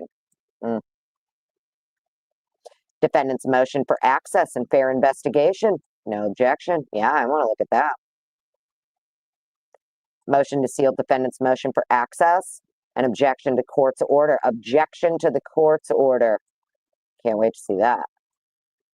Defendant's motion for access and objection to the court's order. Witness list. Defendant's second amended phase 2 mitigation witness list. Objects because of the same reasons. They object to it because online sleuths, harassment, and offensiveness. Order staying order. Defense has no objection. Order sealing defendant's motion and order for emergency order. No objection. Order conditionally denying admission of additional exhibits as evidence. Look at this. Order conditionally denying admission of additional exhibits as evidence at trial. No objection. Can't wait to read that one. What additional evidence? What additional exhibits? I can't wait to see that. What are the additional exhibits someone's trying to put in as evidence at trial? Order granting defense expert analysis of evidence. The defense objects to an unredacted release and requests redaction of the expert's name and address. Cool, we don't want it anyway, motherfucker. but I want to read this. Order granting defense's expert analysis of evidence. Ooh, I wonder which piece of evidence. Which piece of evidence was an expert granted access to do some analysis on? I don't need their name. Totally fine, Miss Taylor. We don't need their name. State's response regarding defendant's motion for independent analysis of evidence. The defense objects to unredacted release and requests redactions of the expert's name and address. Cool, no problem. Just redact the names and addresses. That's all we need you to do. But this is another one I can't wait to read. Defendant's motion for independent analysis of evidence. Motion for an emergency order. Another one I can't wait to read. Motion to seal defendant's motion and order for emergency order. Can't wait to read that one. Stipulated motion to the admission of additional exhibits as evidence at trial. Another one I can't wait to read. Motion for independent analysis of evidence. The defense objects to unredacted release. No problem. Take out the name and address. But here we go. The motion for the independent analysis of evidence. Can't wait to read that motion. And what piece of evidence it is. State's objection to the defendant's offer of proof regarding alternative perpetrators and the defendant's evidence in support of offer of proof regarding alternative perpetrator. The defense requests redaction of anticipated witness names. There it is again. Anticipated witness names. What does that mean?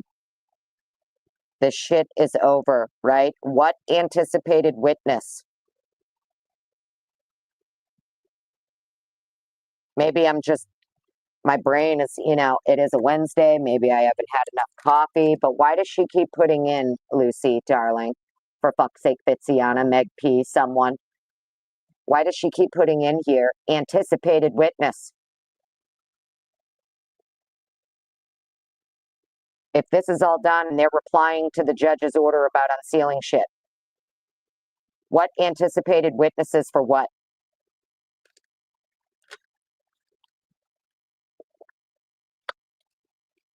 I'm not getting it. I'm looking at my chat because I'm back to chat. Sorry, guys. Here I am. I'm sorry. I'm coming over to chat because I don't understand why she keeps saying anticipated witness.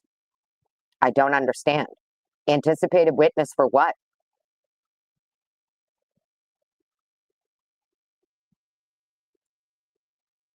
I'm not sure. I don't know why she keeps putting it in there. Because she didn't issue subpoenas, so they are only anticipated. Thank you, honey. Okay, but she didn't issue subpoenas. Right, but this is all like after he's already taken the plea and they're just now replying to Hippler saying, hey, tell me, what you want redacted, what you don't, what, right? They're responding to his order.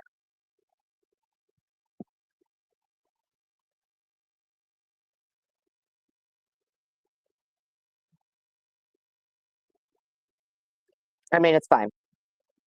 I'm not the sharpest tool in the shed today, and I always say, don't listen to me, I don't know shit. But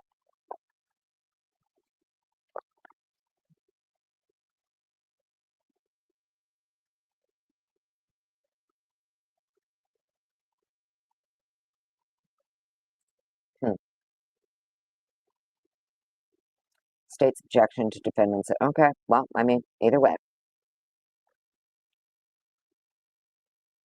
Order granting access to sealed records, no objection. Exhibit S1 to the state supplemental response to the defendant's request for discovery. The defense has no objection to unsealing with anticipated witness names being redacted based on same reasons why. Exhibit S1 to the state's response to defendant's 23rd supplemental request for discovery. Defense has no objection to unsealing with anticipated witness names being redacted, same reasons. Exhibit V to the defendant's 23rd supplemental request for discovery. Defense has no objection to the unsealing based on same reasons. So it looks like for the most part, No one's really objecting to the sealing of anything, and they're fine with it being unsealed, other than as just take out people's names and addresses, which I guess is fine. And we know Hippler. Last time, a lot of it is initials. It appears that maybe that's how he does it for his court. Is it just comes down to initials. So I guess we'll see what happens there. So that was the defendant's response to the court's order. Close that out. Now we'll go read the states.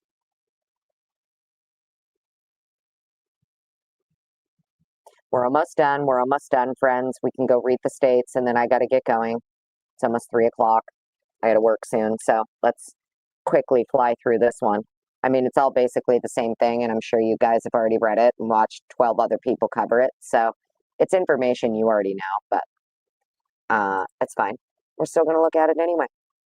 Then we have the state's response. Fuck my life. This one's 10 pages. Ugh.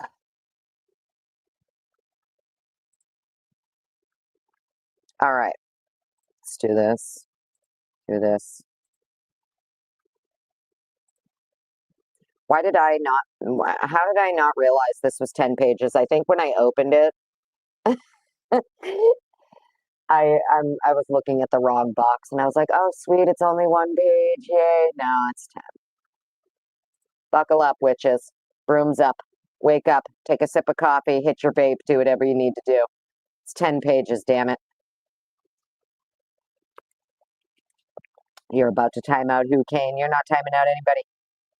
Time out no one.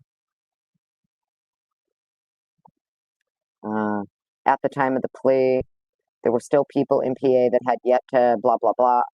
Oh, gotcha, honey. Hearing related to their attendance at trial, these people are anticipated. Thank you, darling. Appreciate you. All right. Well, thanks for being here, everybody. I'm sorry I can't really keep an eye on my chat, okay? If you're buying memberships or sending super chats or some shit, I'm sorry. Let me find it. I just saw one. Let me at least star it so I can get to it at the end. I tried to star everybody else's. It's not even showing me the things I'm starring. I don't know what's happening here. Who just got that? Look at this. Woke Up 1984 just gifted a membership to somebody. Thank you, Woke Up 1984. I don't know who got it, but welcome on in, new member. Appreciate you, Woke Up. Always so nice of you. Thank you for the gifted memberships. Thank you, everybody. You're awesome. Appreciate you hanging out here. All right. Let's get into this. We have now the state's response to the court's order. It says, as a general matter, beginning early in the investigation, a number of individuals associated with the case were identified and then subsequently harassed, stalked, and threatened by members of the public. The majority of the threatening behavior occurred via various social media platforms. There are also documented instances of identified individuals being physically followed and surveilled related to the case. Interesting. Identified individuals being physically followed and surveilled related to the case. There is also one instance of a physical trespass of property and one instance of property damage, i.e. vandalism. Where's the proof? Due to the harassment, stalking, and threatening behavior, previously identified individuals have had to take extraordinary actions, such as filing police reports, moving residences, hiring private security guards, hiring media consultants to track online harassment, and so forth. We are also aware of an individual who was inaccurately named as a suspect by a member of the public and then subjected to online harassment. In one instance, the harassment went to such a degree that it led to a defamation suit. See Schofield v. Gilliard. That's that TikTok girl, right? I think so. I think it is. Based on the above, the release of full names and contact information, which would identify potential lay witnesses, could subject these individuals to similar harassment and described above.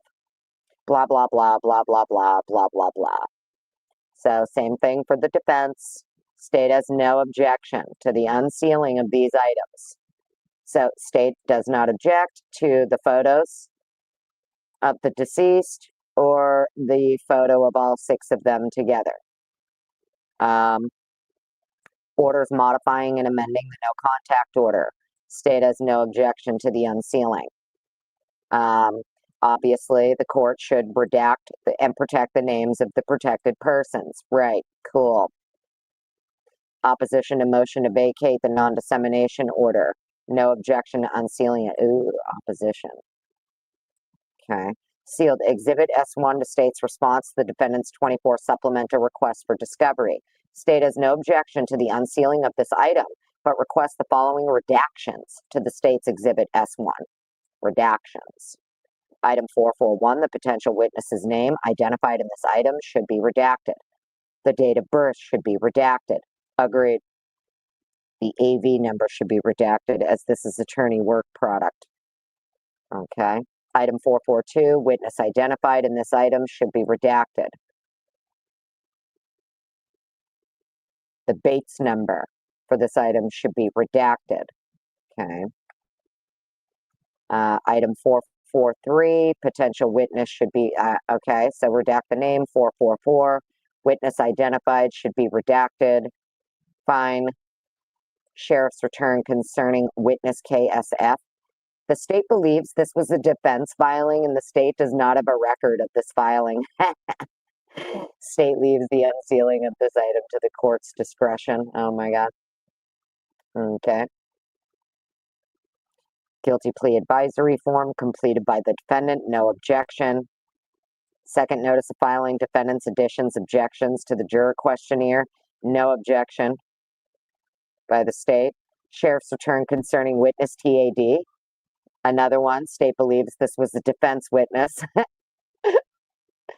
It was.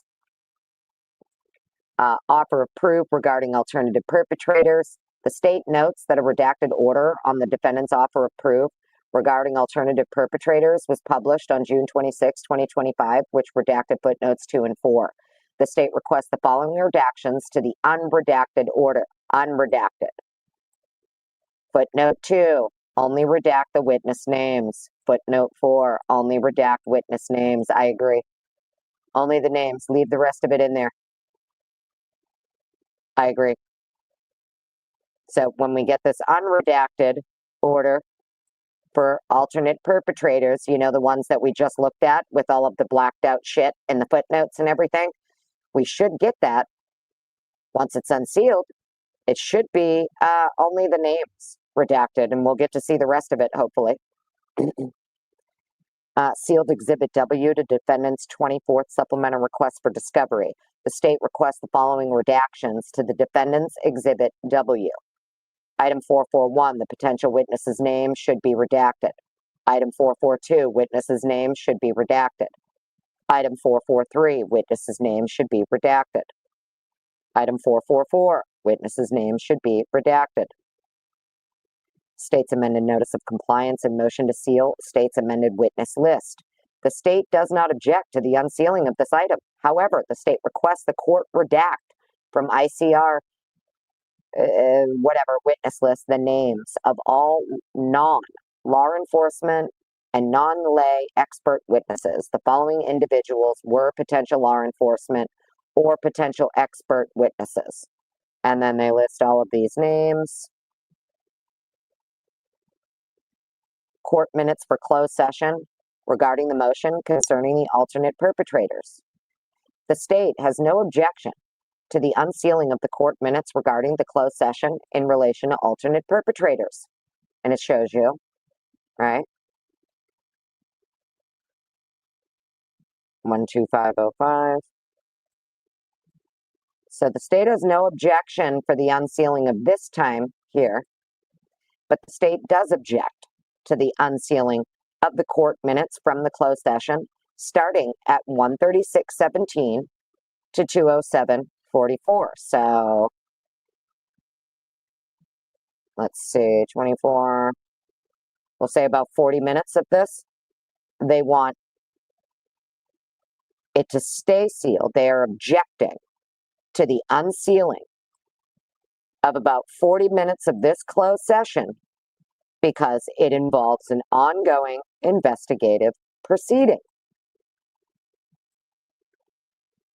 And I understand people are saying that's for the leak.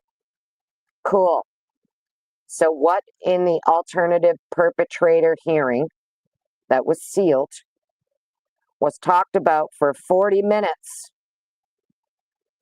or somewhere in this 40-minute window here that pertains to anything with leaking? Maybe Lucy knows. She'll drop some knowledge for us. If Lana's in here, maybe Lana knows. I don't think she is, though. But maybe somebody knows, because I still can't get an answer for this. I don't understand what in this 40-minute portion that the state is objecting to unsealing here, what in this 40 minutes is part of the leak investigation. That's all. That's just my question. The state has no objection to the unsealing of the court minutes, so the state has no objection to the unsealing of the court minutes from the closed session after 2:07 to 2:36:47. So they're fine with everything that goes from 1:25 to 1:36, but then they want 1:36 to 2. So basically, the whole the important part, 1:36 to 2:07, that's the part they don't want unsealed. They're fine with the first 10 minutes of the hearing being unsealed, and they're fine with the last, 25 minutes or so being unsealed. But this in between 40 minutes here, whatever that is part of an ongoing investigation, and that's why they want it to stay sealed. Know what I mean? I don't know. I'm just trying to figure out what in this 40-minute portion of the session, the closed session, would have anything to do with the leak investigation when it's a hearing for presenting alternative perpetrator evidence. Know what I mean? It was just kind of weird to me. But there's about 40 minutes of this hearing that the state wants sealed, and they don't want it because it's part of an ongoing investigation. State's motion to seal ex parte filing, no objection. Exhibit S1B, supplemental response to request for discovery regarding expert testimony, no objection. Exhibit S1, another one, request for discovery regarding expert testimony, no objection. Exhibit S1, no objection. Sheriff's return concerning witness YR, another one. State believes this was a defense. Yes, it was. Defendant's reply in support of motion for access. The state objects to the unsealing of this item pursuant to blah, blah, blah, as it involves in an ongoing investigative proceeding. Depending upon the outcome of that proceeding, there may be fair trial rights implicated.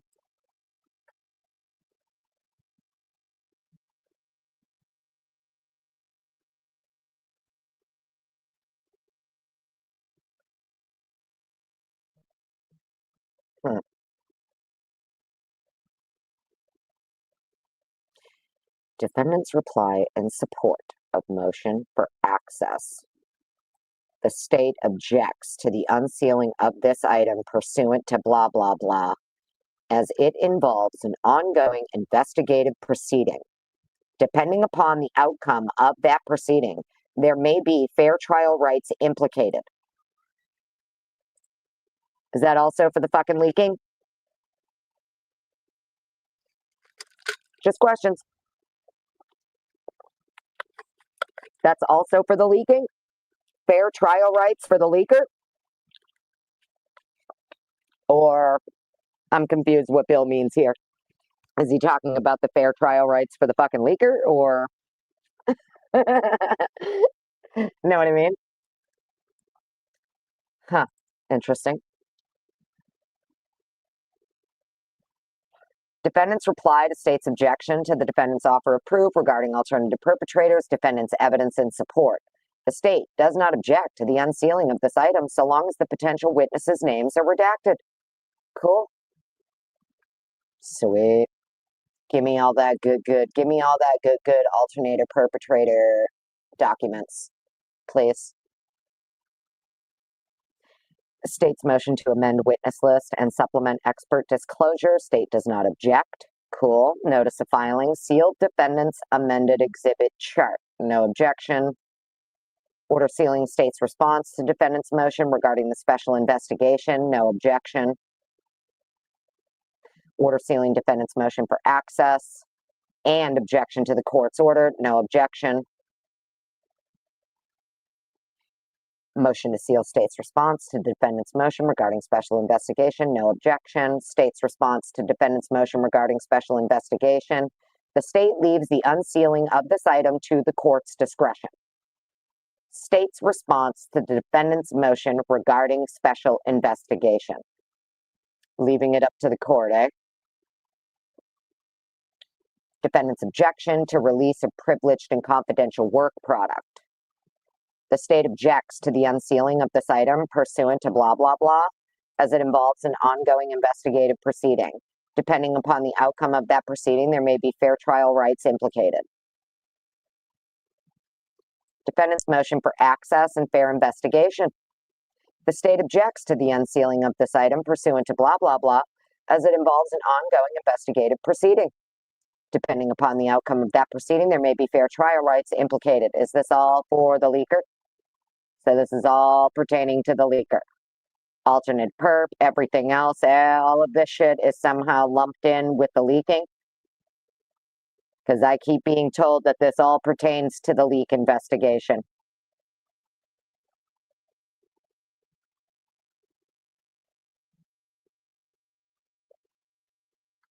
Lucy, darling, Meg, somebody. All of this is for the leak investigation only, huh?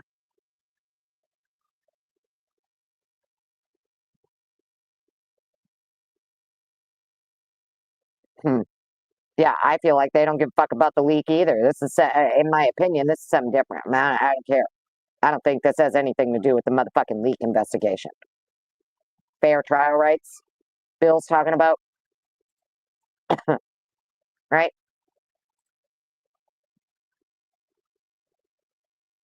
Motion to seal defendant's motion for access.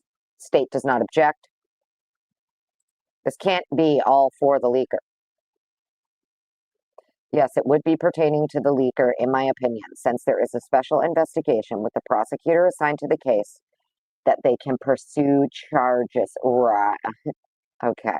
Gotcha, honey. Gotcha. All of this, though, huh? Interesting. Very interesting. So the defendant's motion for access and fair investigation. The state objects to the unsealing of this item because it involves an ongoing investigative proceeding. And depending upon the outcome of that proceeding, there may be fair trial rights implicated. Okay. Witness list, defendant's second amended phase 2 mitigation witness list. The state does not object to the unsealing of the defendant's second amended phase 2 mitigation witness list. However, the state requests that the court redact non-law enforcement potential witnesses. Gotcha. In addition, all personal data identifiers, i.e. addresses. Agreed. Redact that. Yep. Order staying order. The state leaves the unsealing of this item to the court's discretion. Order sealing defendant's motion. For order for emergency order, the state leaves the unsealing of this item in the court's discretion. Interesting. Order conditionally denying admission of additional exhibits as evidence at trial. The state does not object. Order conditionally denying admission of additional exhibits. Order granting defense expert analysis of evidence. The state does not object. Great. Perfect. State's response regarding defendant's motion for independent analysis of evidence. State does not object. Interesting. Motion for emergency order. The state objects to the unsealing of this item as it involves an ongoing investigative proceeding. Depending upon the outcome, there may be fair trial rights implicated. Okay, yeah, actually, maybe it is for the leaker too, because motion for the emergency order.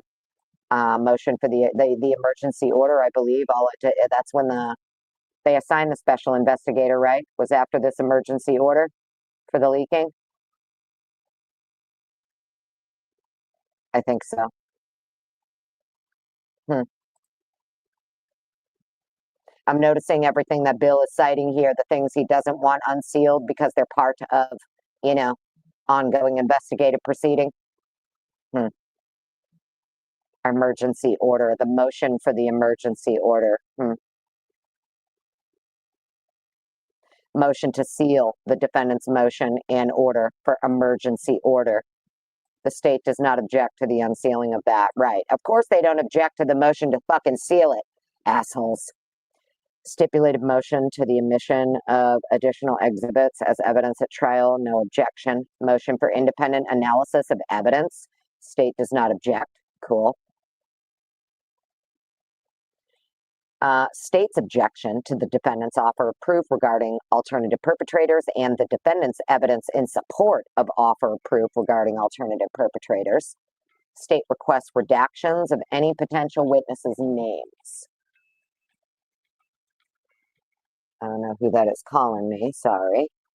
Okay, so just the names. Cool. Order granting access to sealed record. The state leaves the unsealing of this item to the court's discretion. Order granting access to a sealed record. Interesting. When was that? June 5th. Exhibit S1 to the state supplemental response to the defendant's request for discovery. For the reasons outlined above, the potential witnesses' names and their place of employment should be redacted. Agreed. Exhibit S1, 23rd supplemental request for discovery. State requests the following redactions to Exhibit S1. Item 438, the Bates numbers should be redacted because it's attorney work product. 439, the pathways, two references, and AV number for this item should be redacted as its attorney work product. Item 440, potential witnesses' names identified in the item should be redacted. Exhibit V to the defendant's 23rd supplemental request for discovery. The state requests the following redactions to defendant's Exhibit V.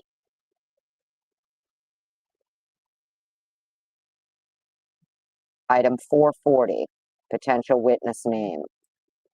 That's it. This is Jennings. Fucking Jennings. Okay. So it looks like we're going to get a majority of the good shit is really what it looks like, friends.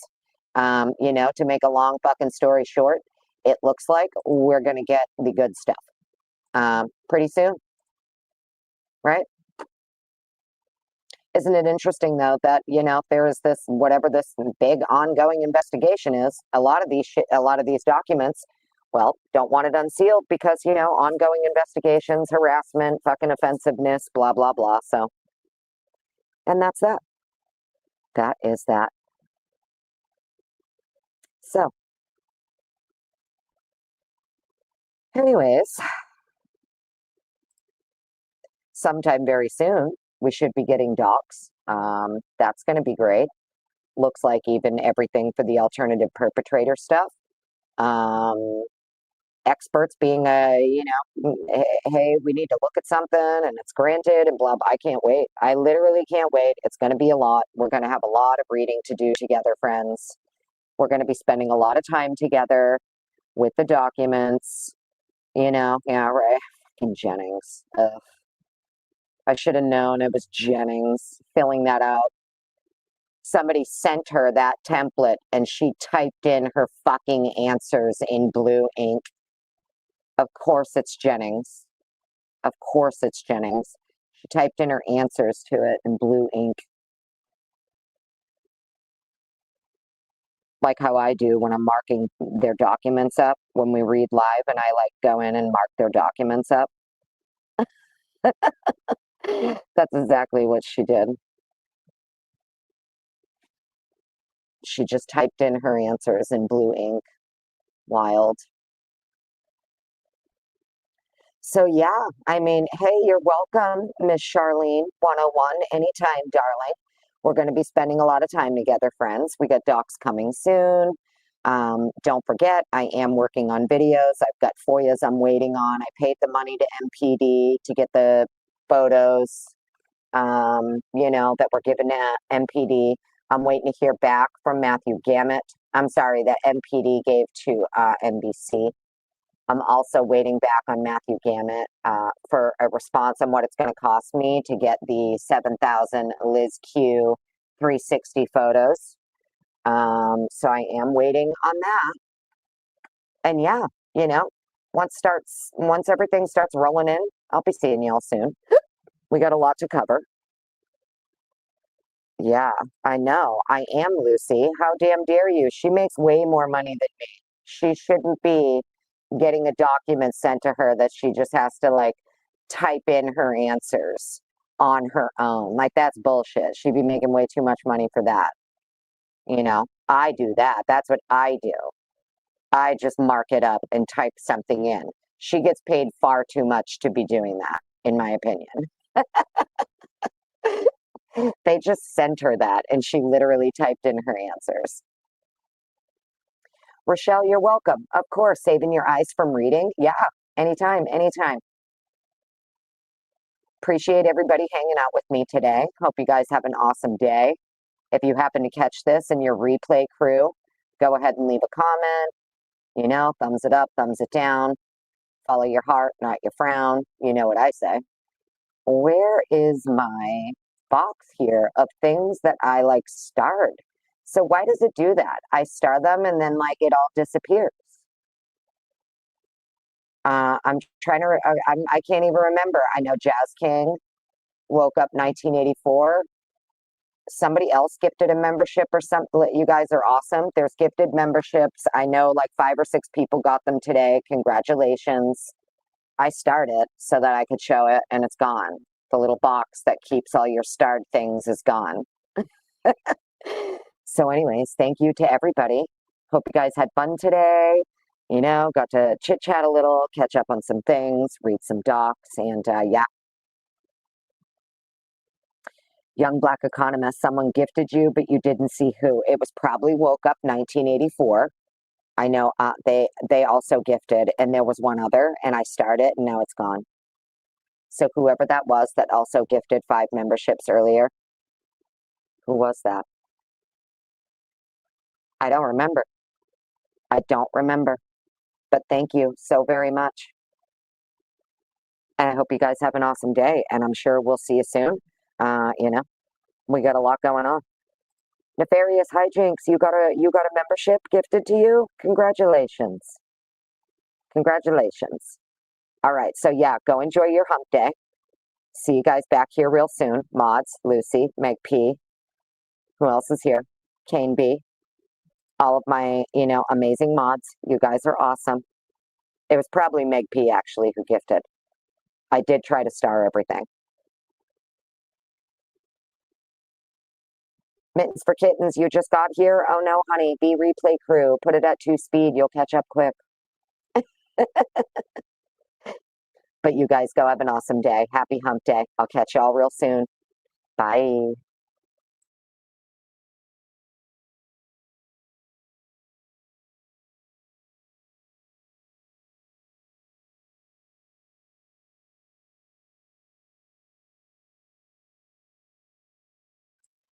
That's right. It was William Tardy. William Tardy. Thank you so much, sir. Gifted 5 memberships today. Say thank you to William Tardy if you got a membership.